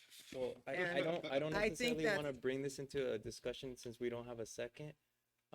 Okay, well, I just want to I want the public to know that that's the reason that I don't trust his representation on the city committees. Go. All right. It sounds like everyone's happy with their appointments, so do we have a motion to approve the list as presented? So moved. Mayor, Yes? I do have one question. So I'm looking at the list here and I'm fine with what's here. However, I just wanted to ask Mayor Pro Temp if she decided if she wanted to do the VCTC primary. What time was that? Got it. That's the one we talked about. It's 9 o'clock. That is, I'm- yeah, I could do I'm that good if if you would you're- rather, if yeah. you would rather have me be the primary, either way is fine with me. Okay, I can do the primary, Okay, but I then that's thought fine. you wanted to. Okay, got it. Oh, and I had another question about the continuum of care. Because I've been attending those meetings, but did Mr. Connors say whether or not that should be on this list? Yes, he said, he had mentioned that he didn't see members as an elected official on that list. So anyone could really attend. Okay. Okay. Okay. Georgiana, I am also just recently, I was going to make this comment later, but since we're going over this now, I've been asked to be a part of the EDC's executive committee. And I don't know if that needs to be on there or not. I'm also a board member for EDC, but they want me to be on their executive board committee as well. So that's in addition to this economic development collaborative that's Yes. on here? Yeah. Okay, so it's So it's related board- to that? Hmm? It's related to that? Correct. Okay. It's the committee is the body that creates the agenda and decides what's the board is going to be And on that committee or that board, you would be representing the city? as an elected official, correct? Okay. And then the other one was the RDP 21, was Councilwoman McQueen Lejeune appointed to that? Yeah. So you're the primary? Yes. And I'm the alternate. So the alternate serves on the Strategic Planning Committee? Okay, cool. And I've been asked to come back Okay. and continue service to that committee. All right. So did we already get a motion? So we had a motion by Councilmember Gama and just waiting for a second. Oh, second. A second by Mayor Pro Tem Perez. So all in favor? Aye. Aye. All opposed? Hearing none, motion carries unanimously. All right, nice. We're moving on to the very last one, I believe. Am I correct? Number 8. Proposals for city manager recruitment services. Will staff please present the report?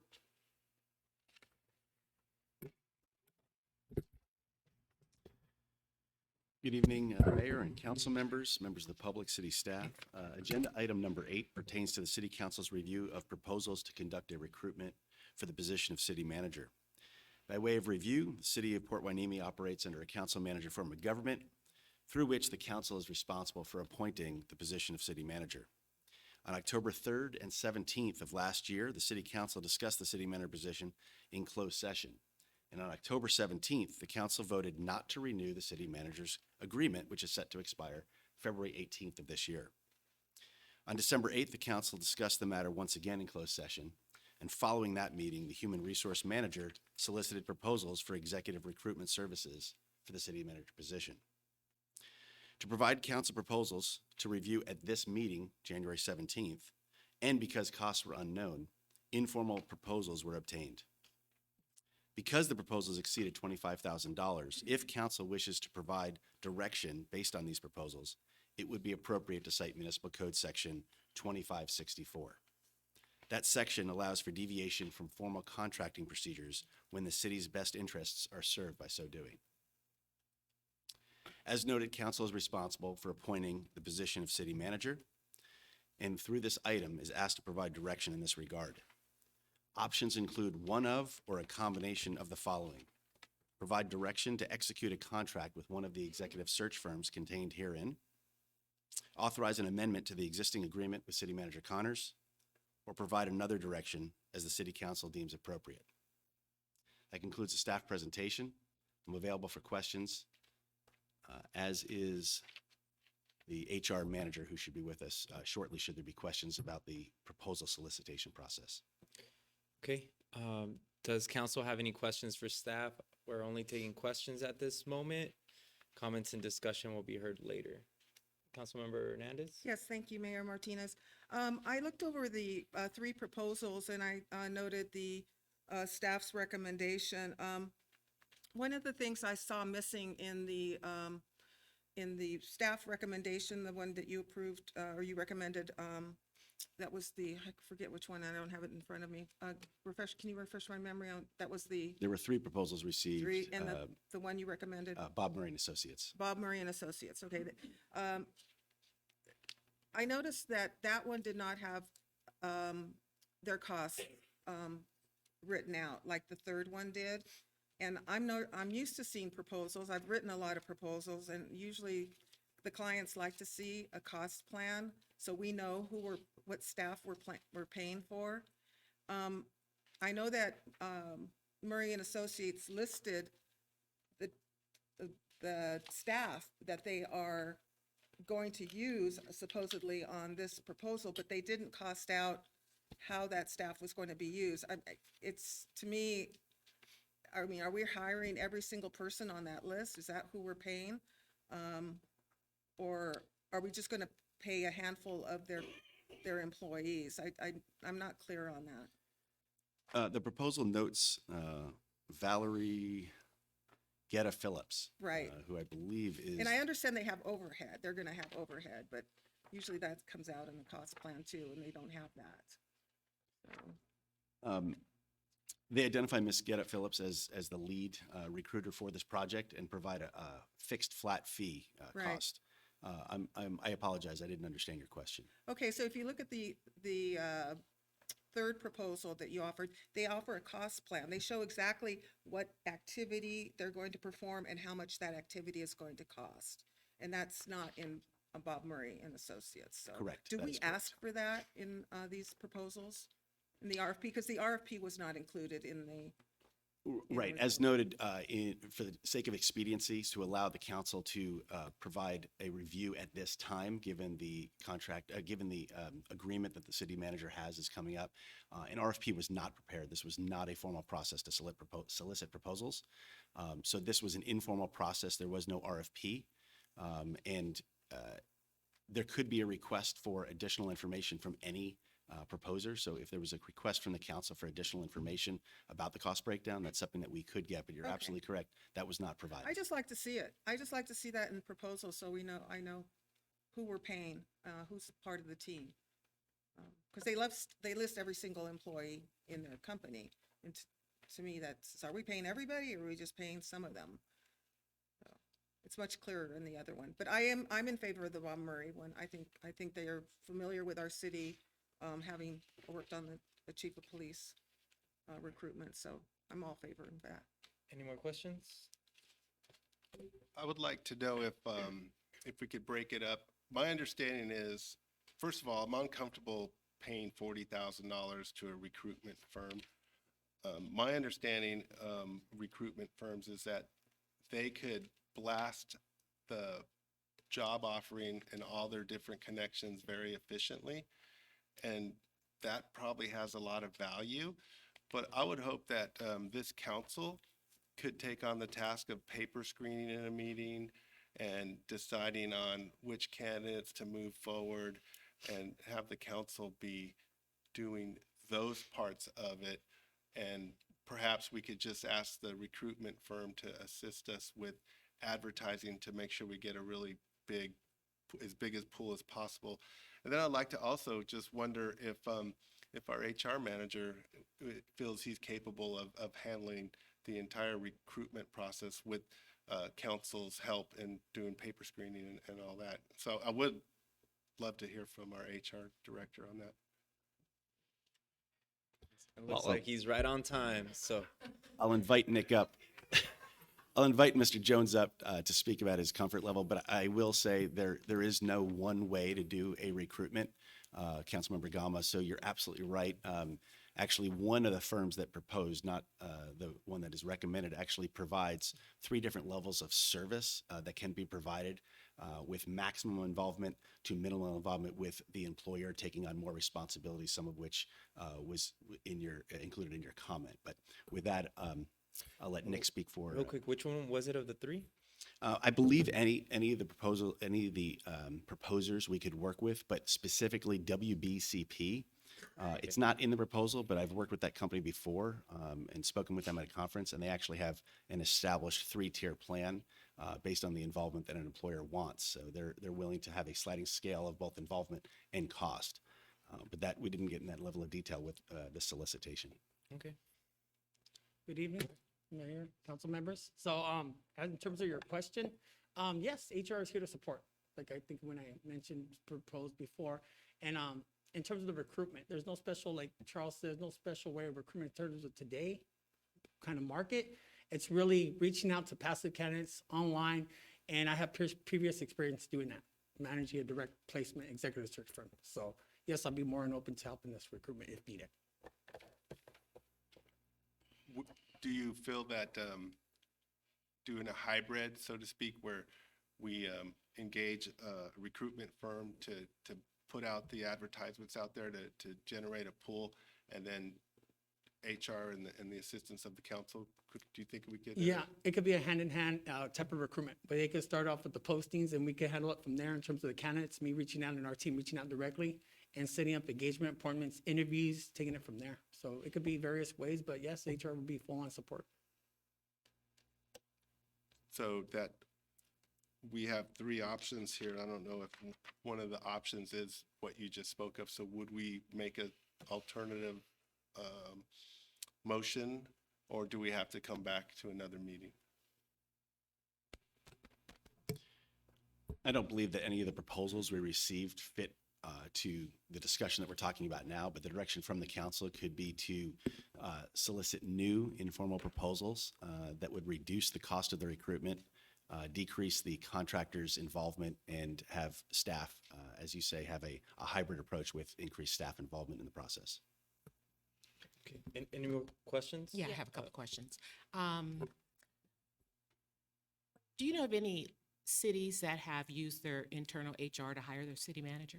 I would say majority try out first. They start with the internal before putting that type of amount into an outside source. So that's why you have HR to support. That's why you bring in your HR staff team with previous recruitment experience. So for positions like this, you want to start internal, and if you can't make it happen, then you can probably turn to external. So I would say the majority of cities out here, when we worked for the county of Santa Barbara, we did it all internal.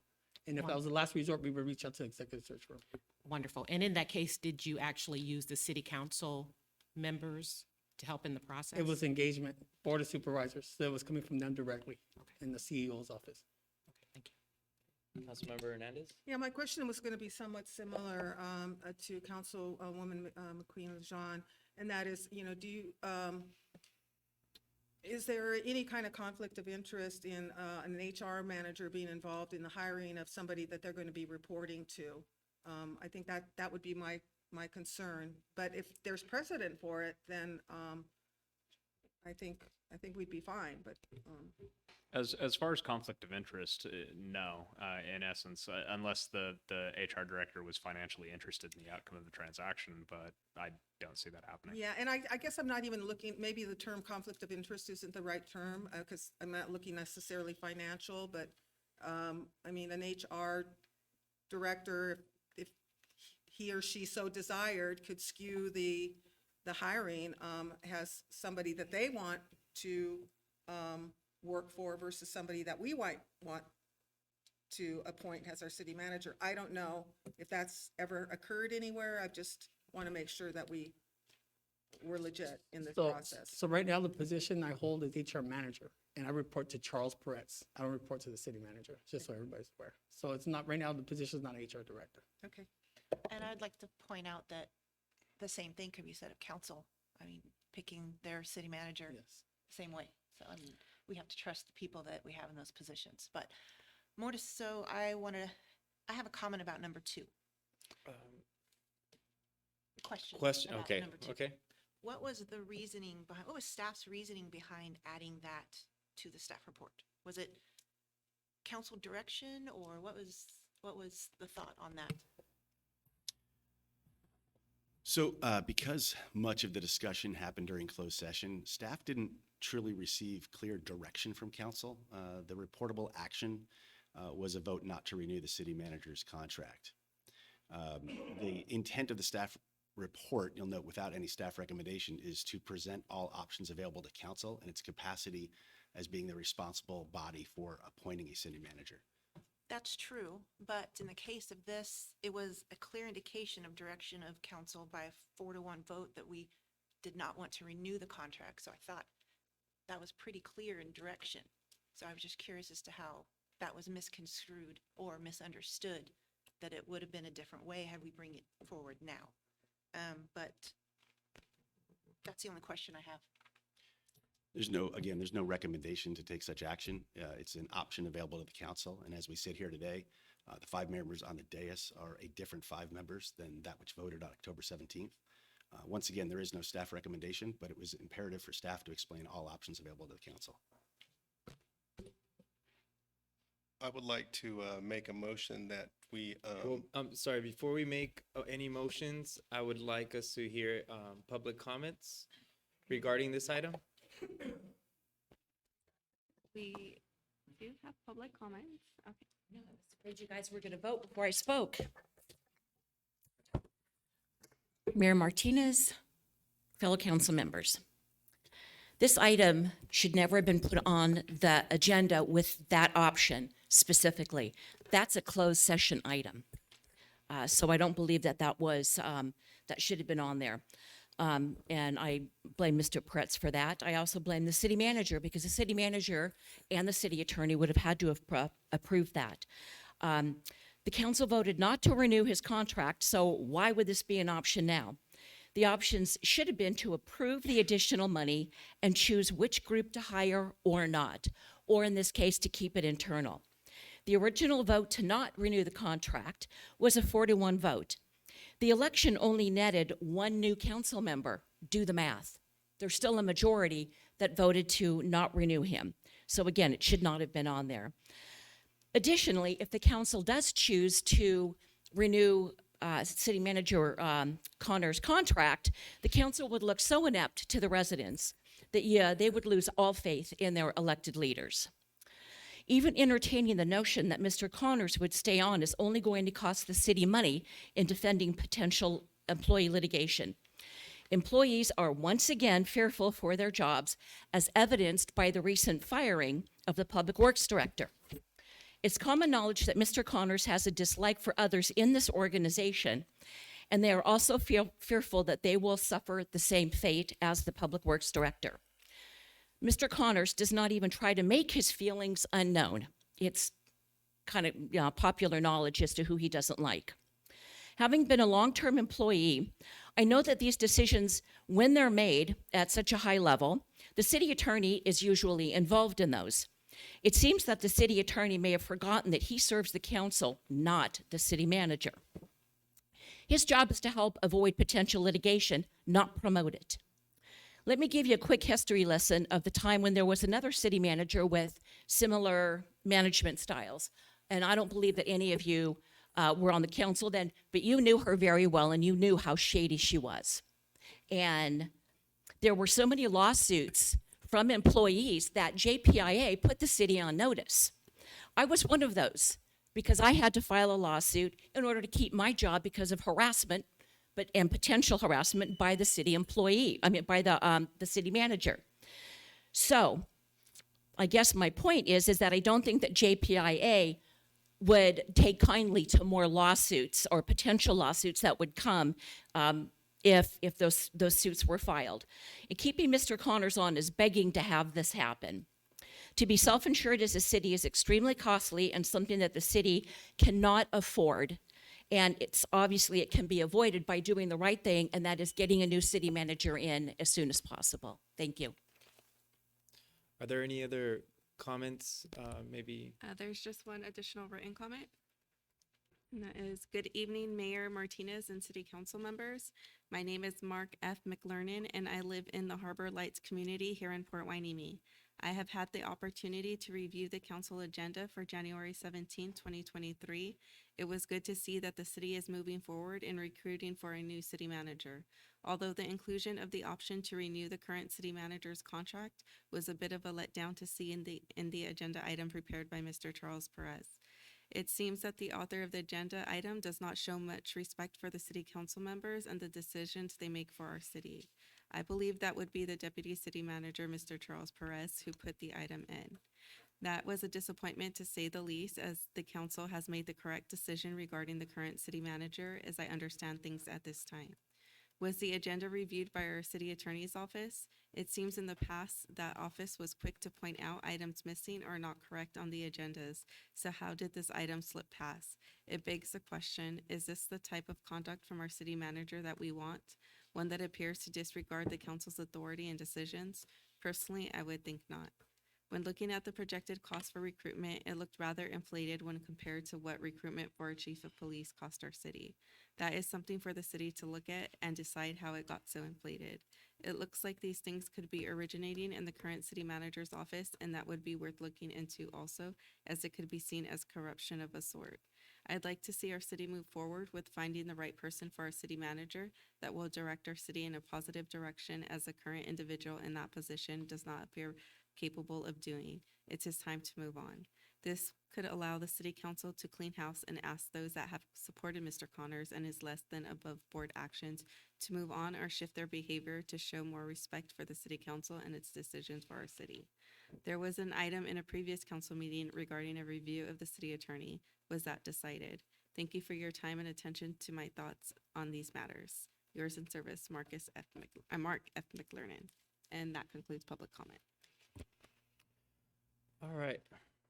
So We've taken a look at some of the recommendations, and I'd like to entertain some motions and some seconds. So,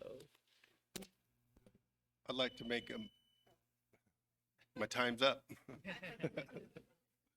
I'd like to make a motion to allow HR Manager Nick Jones utilize a firm of his choice for recruiting, and then come back to the council so that we could work through him in paper screening and advancing and deciding on who the top candidates are. I'm hoping that we could be, the cost could be below that threshold, right? If we stay below that threshold of $25,000, then we don't need council approval. So that's my motion. Councilmember Gama, can you please repeat the motion? I'd like to allow Nick Jones, HR manager, to work with a recruiter to get the broadest postings available for city manager position, and then develop a timeframe and you know what to do, and then come back to the council once we have a pool of candidates, and then for the council to work with Mr. Jones in screening the applicants and deciding who to move forward. When you say recruiter, are you talking about one of the 3 recruitment services that were noted? Yes, and like I said, I believe if we just use a recruiter to help with the posting of the job opportunity, that we could minimize the cost. Is that correct? That's my motion for the second. And as long as we stay below the $25,000 threshold for professional services, we don't have to go to RFP or RFQ, and we do not have to come back to the council for authorization. Yes, and I just would like to reiterate that I have 100% confidence in Nick Jones. So I'll second that, but I also have a comment. So I was surprised to see number 2 on there because I thought it was pretty clear, and I understand staff's idea behind it, though I think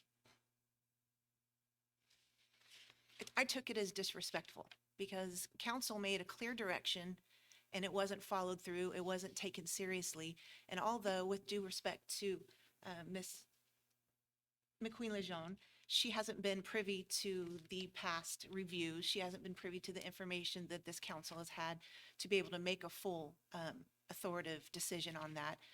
She's brand new, so she really has no understanding with the past 2 years, what we've been going through. So having it put on there for her, I think is I just find it ridiculous. I was very upset to see that. I thought staff needs to move forward. This is going backwards.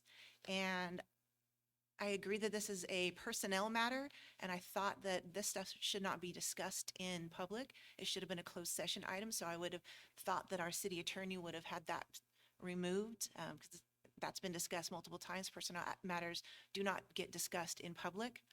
And I have full confidence in our HR manager as well to do the recruitment process. I do not like the price tag of the $40,000 to find a new recruiter to put out this search. But I would hope that council's direction in the future would be taken a little bit more seriously, and we'd have the respect that we are due, and not questioned, or have our decision-making be questioned and put before us to be decided again.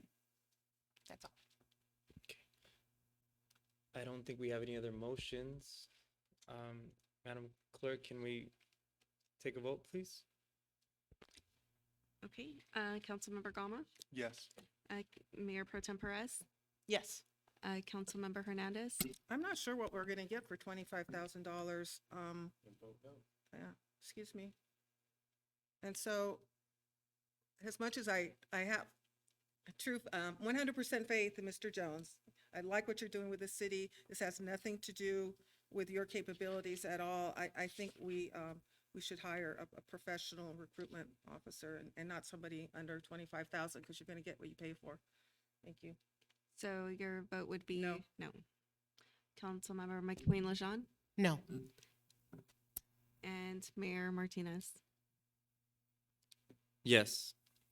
Motion see if we can passes get it done. 3-2 with Councilmember Hernandez and McQueen LaShawn dissenting. All right. At this time, we will hear comments and reports from our city manager. Can I just stop everyone for just a second?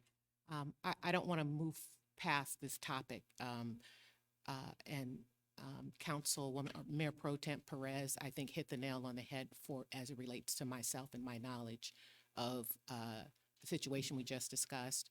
And so as a sitting member of the council, I don't want to go on without having any information about this topic. So I am going to move that the council schedule a closed session meeting so that I can come up to speed, since I am currently on council and the city manager is scheduled to depart on my watch. I want to have some knowledge of what the situation is. So I'm submitting a motion that there be a closed session for me to come up to speed with what the situation is. Yeah. Second that. If it's okay, I'll take that on future agenda items. Okay. All right.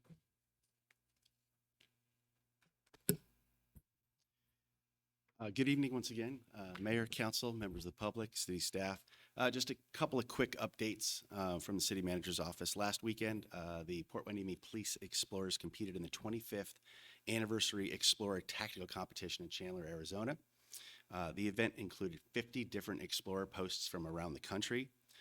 Very happy to indicate all teams indicated in 7 different scenario-based competitions, and our Port Hueneme Explorers finished second place in 3 of the 7 competitions. So a huge success and a huge testament to the good work that the folks in the police department are doing with our Explorer program. I also wanted to let the public know and remind the council, today was our soft open for the new teen center at the community center, which is a collaboration between the city of Port Hueneme and the Boys and Girls Club of Greater Oxnard and Port Hueneme. So there's a grand opening event February 1st at 5 p.m. that everybody is welcome to. And we're really excited about this collaboration, about the new facility, about being able to serve our teens ages 13 to 18. I know a number of members of the council were key in pushing this forward, and it's really great to see it come to fruition. So we're very happy to have that good news to report. And then lastly, really quickly, obviously, we all know over the last couple of weeks, we had significant storms, significant rainfall, the likes of which we hadn't seen in some time. I'm happy to report that there was very minimal impact to the city of Port Hueneme. We had a couple of water intrusions in both the HR and police department. There are not problems with our roofs. There were issues with the AC units. They have been rectified. We do have a small leak at the community center, but work was recently done there. That is under warranty, so we're going to have that fixed for us. And then lastly, as many of us know, the pier had been closed during the storms due to high surf levels. That has obviously abated now, and the pier is reopened, and after inspection, we can report that there is no reportable damage. So really, the city weathered the storm, literally, quite well. So I just wanted to give council an update on that. All right, now we're going to move on to council members' reports and comments. I will start with Council Member McQueen LaJohn. Thank you, Mayor. Just wanted to report that I didn't have any questions today regarding the presentation from the port, because I had my first meeting with them on Friday, and so got to see the extended version of the presentation that you all saw this evening. But also got a tour of the port, and so it was very informative. It's really the first time I've gotten to be able to be on the port. Well, yes, but on the port side. And so really appreciated that. I will be attending the SoCal New Mayor and Council Member Academy the first week of February. That's February, I think, the 1st through the 3rd, down at the Sheraton at Universal Hollywood. And then I didn't get a chance to say earlier, I did participate in the MLK event yesterday in Oxnard. It was a wonderful event. Lots of folks out, even though it was kind of cold and a little drizzling in the morning. So appreciated that. And Council Member Hernandez spoke about the speaker, a former council member from Ventura, Lori Brown. She was dynamic, shared a lot about a history of Ventura, where her family and grandparents and were from, and were part of history, for the city. And yeah, it was really good. I really enjoyed it well. But that's really all that I have to share. Okay. Councilmember Gama? Yes, like I said, I had the wonderful opportunity to work with students in Ojai with the MLK celebration.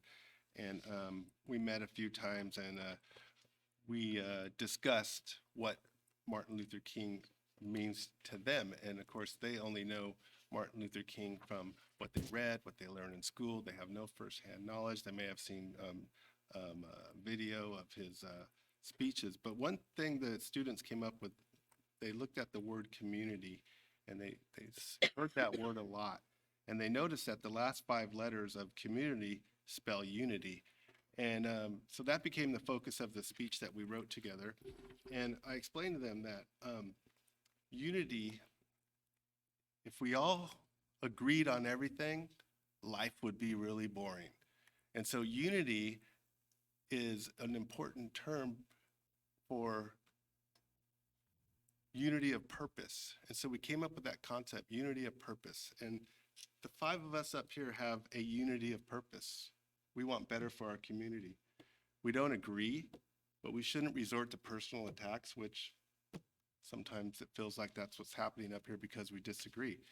So the kids have their own unity of purpose in putting on that program, and they had to work through differences to make the program as successful as it was yesterday. And I was just so happy to be a part of it. And so I just want to emphasize the fact that the 5 of us up here are here because we have a unity of purpose.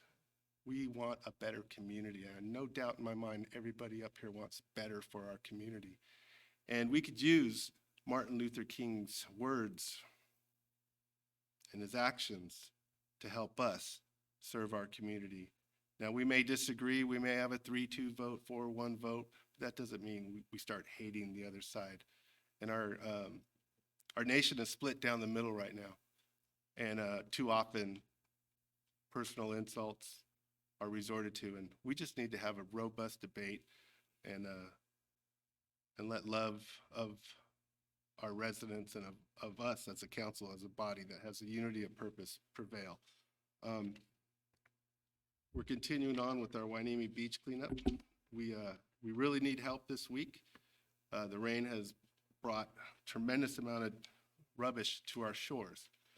We're gonna move some dumpsters out on the beach on this Saturday, and we're gonna work with the coastal keepers, and we're trying to get a big effort. So if anyone's out there wanting to be a part of the solution, come on out and help us clean up our beach and get rid of the plastic and all the nastiness that comes with the rain. The rain is good, don't get me wrong, but we have work to do. And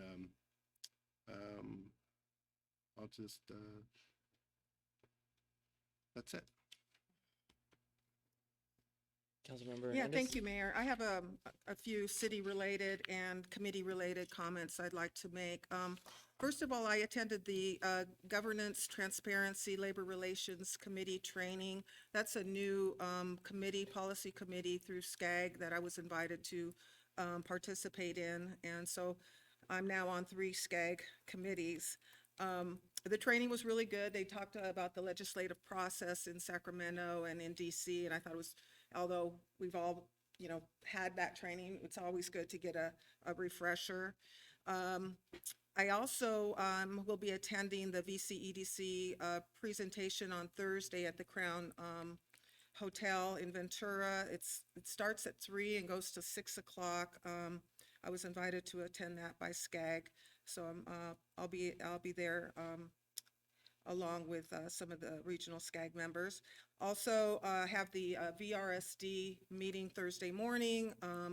I will, if all goes the way it's planned, I'll be voted in as chair again to continue service to that group. Most of the people on that board are new, and so they wanted somebody who could provide some continuity. So I'll report back on that later. I also wanted to report on our public Port Hueneme Water Agency meeting that we had prior to this meeting. Just a couple of things came out of that. We spent most of the time in closed session, but we did ask for staff to look into adjusting the calendar to coincide with the water calendar, not the annual calendar, so that our budgets and the way that we look at our finances is the same. And I also understand that we will be going through a tour of the water facility. I had that tour when I first started on the council, but I think I'd like to go through it again. So members of the PHWA will be going through that tour to be set up by staff and maybe Georgiana. I'm not sure. The other thing I'd like to ask about in terms of our committee assignments is this to add, as far as moving forward with the new year, is to please let's be more diligent in reporting on our committees.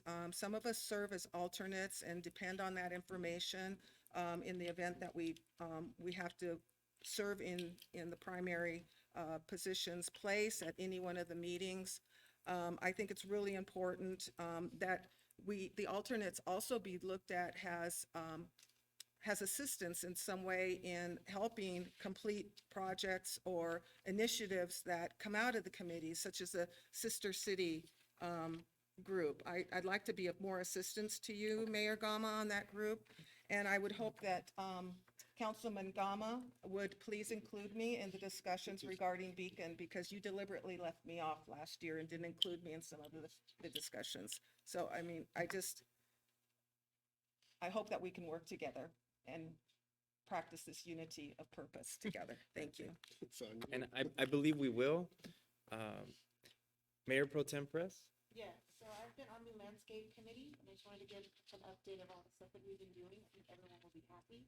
We've completely changed our plant, tree, shrub, ground palette to make it more doable for this climate, drought tolerant and coastal. So we've gotten rid of a lot of stuff that has been problematic to our city. And I think especially Mr. Gama will be quite pleased to hear about some of the trees that have been removed. There's going to be a public showcase and a workshop and feedback requested from the community. I'm hoping that they're going to have examples of some of the different types of palettes that we're putting together to show the types of things that we're hoping to do for the city, and that they can come in and interact and take a look at exactly everything. Oh, sorry about that. To see everything that we've been working on and get some feedback from the community as to whether they like the direction we're going. And there is no date for that because we're wanting to do this right. We don't want to rush this. It needs to be done properly. It hasn't been updated since the 90s, and hoping maybe the summertime we'll do the community forum. But right now we're just taking it one meeting at a time and just getting through everything we need to. So that's it for the landscape committee. And anyone has any questions about any specifics, let me know. And the Economic Development Collaborative, or the VCEDC, I'm a board member, and they've asked me to be a part of the executive committee. And the executive committee pretty much creates agenda for the EDC. It helps improve the economic growth in Ventura County, and it was very instrumental in providing stability during COVID. And I'm hoping to be able to use what I learned there to help implement into our own city and improve the economic growth of our city. That's it. Okay. All right, I guess it's my turn. In terms of the City Port Standing Committee, I met up with President Herrera and also Vice President Selena, discussing possibility meeting up a little bit sooner than in July. So if not, Council Member Mayor Pro Tem Perez and I won't be meeting with them until July. So I'm trying to see if we can meet up a little bit sooner than that.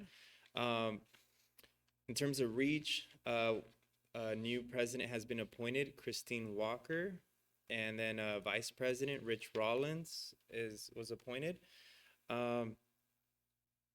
I also want to mention that I went to the oath of office of Eric Nazarenko.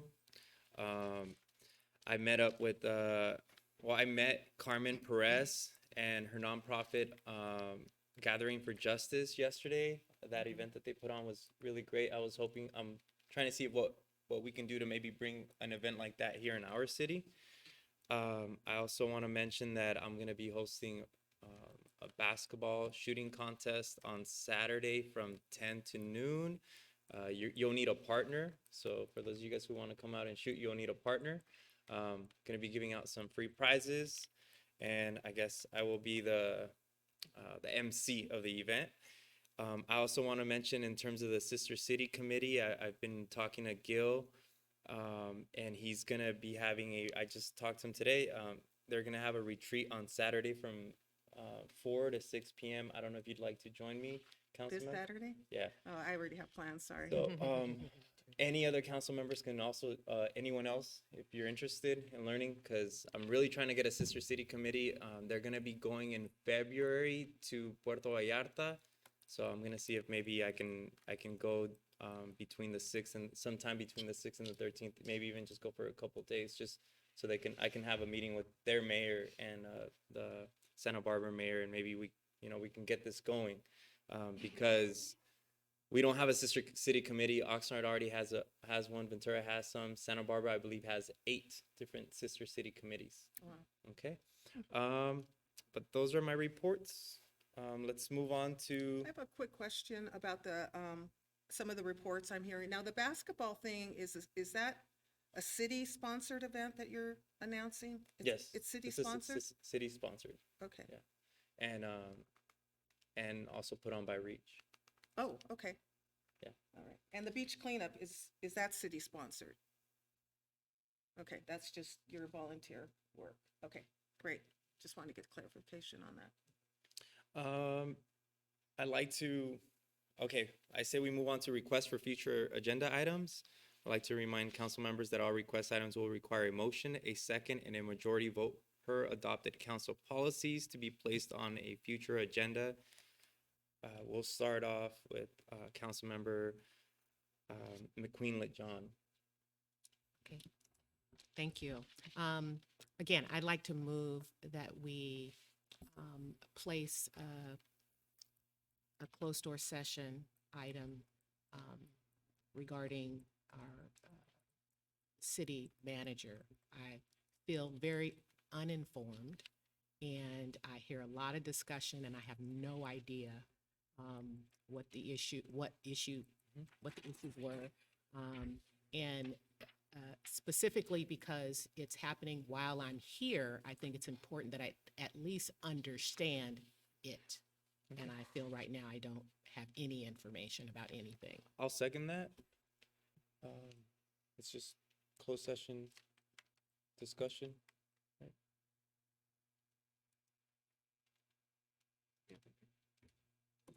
Yeah, I would seek clarification on what the discussion about. Is it performance evaluation? Is it dismissal? There's essentially 3 potential closed session items that could be addressed. And so I would need to know which way without discussion as to how to agenda.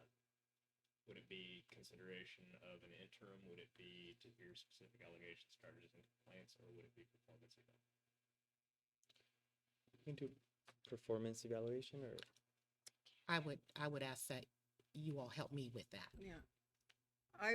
We can't do performance evaluation because the city council already voted termination with no cause. But we should discuss an interim because the hiring process could take up to 4 months, even, and maybe even longer now that we're assigning this to our own HR. That was going to be my agenda item. Yeah, so I think in the process of discussing the interim, we can feel, So we can Councilwoman. we can put forth a closed session agenda at the next meeting to discuss the potential appointment of an interim city manager. Yes, thank you. okay. I'll second that. All in favor? Aye. All opposed? Hearing none, motion passes. Okay. Councilmember Gama. Let me look at my.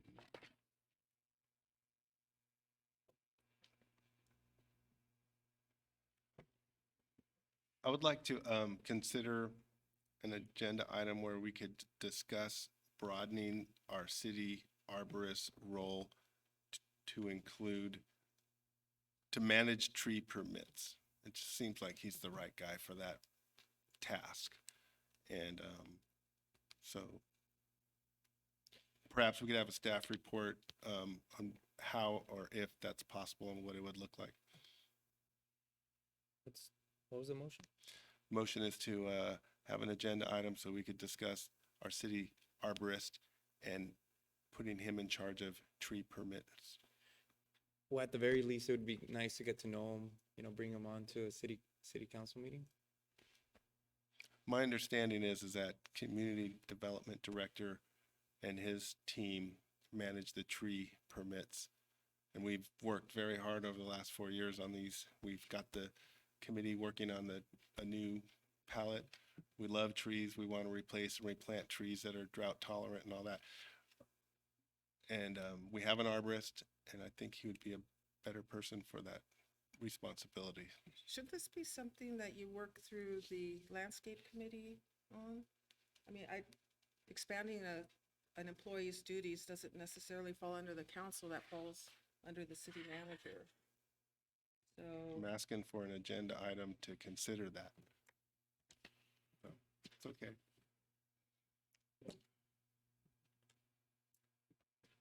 I'm just a little unclear on the motion. Would the council member be open to receiving a report from staff about a variety of options on how tree permits can be managed? Yes.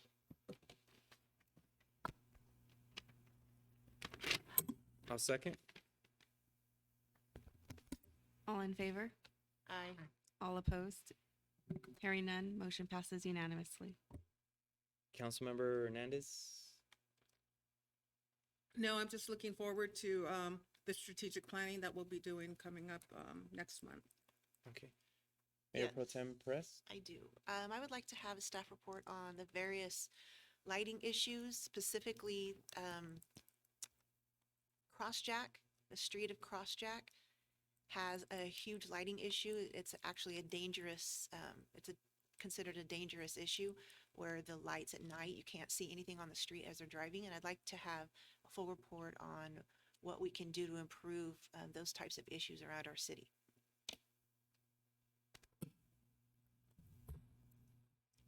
We can take a vote on that. I just will note that that has been brought up before. It is on the list, and we will follow up with the Public Works Department to take appropriate review and return to council with information. Okay, no need for a vote then. You sure? I was gonna give it a second. It's good. All right.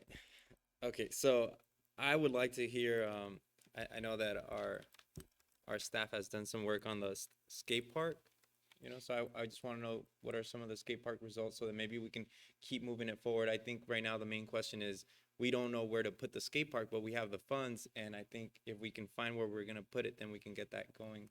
So my motion is to get a report on the skate park results, the data on the results for skate park. I'll second. I'll make one comment, and I'll say this quickly so Kevin doesn't kick me too hard. We've had a couple of pop-up events. Staff's ideal plan was to have another and then return to council with that information. If the council wishes for an update now, that can be the action, and we can. When is return the with- next pop-up? Nothing is scheduled at this time, but it was thought before mid-year we would have another. I would like to have it sooner than that. Okay. Yeah.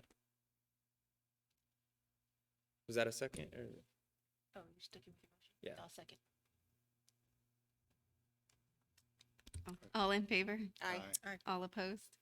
Hearing none, motion passes unanimously. Mayor Martinez, I would just like to bring up one thing. It's the beginning of a new council. I really think we need to get a goal-setting item, day, special meeting. I don't necessarily think it should be agenda item, but I think we should have a day where we could invite the public and let's hear from the five of us, and let's try to decide on what are the top 3 things that we want to accomplish in the next year.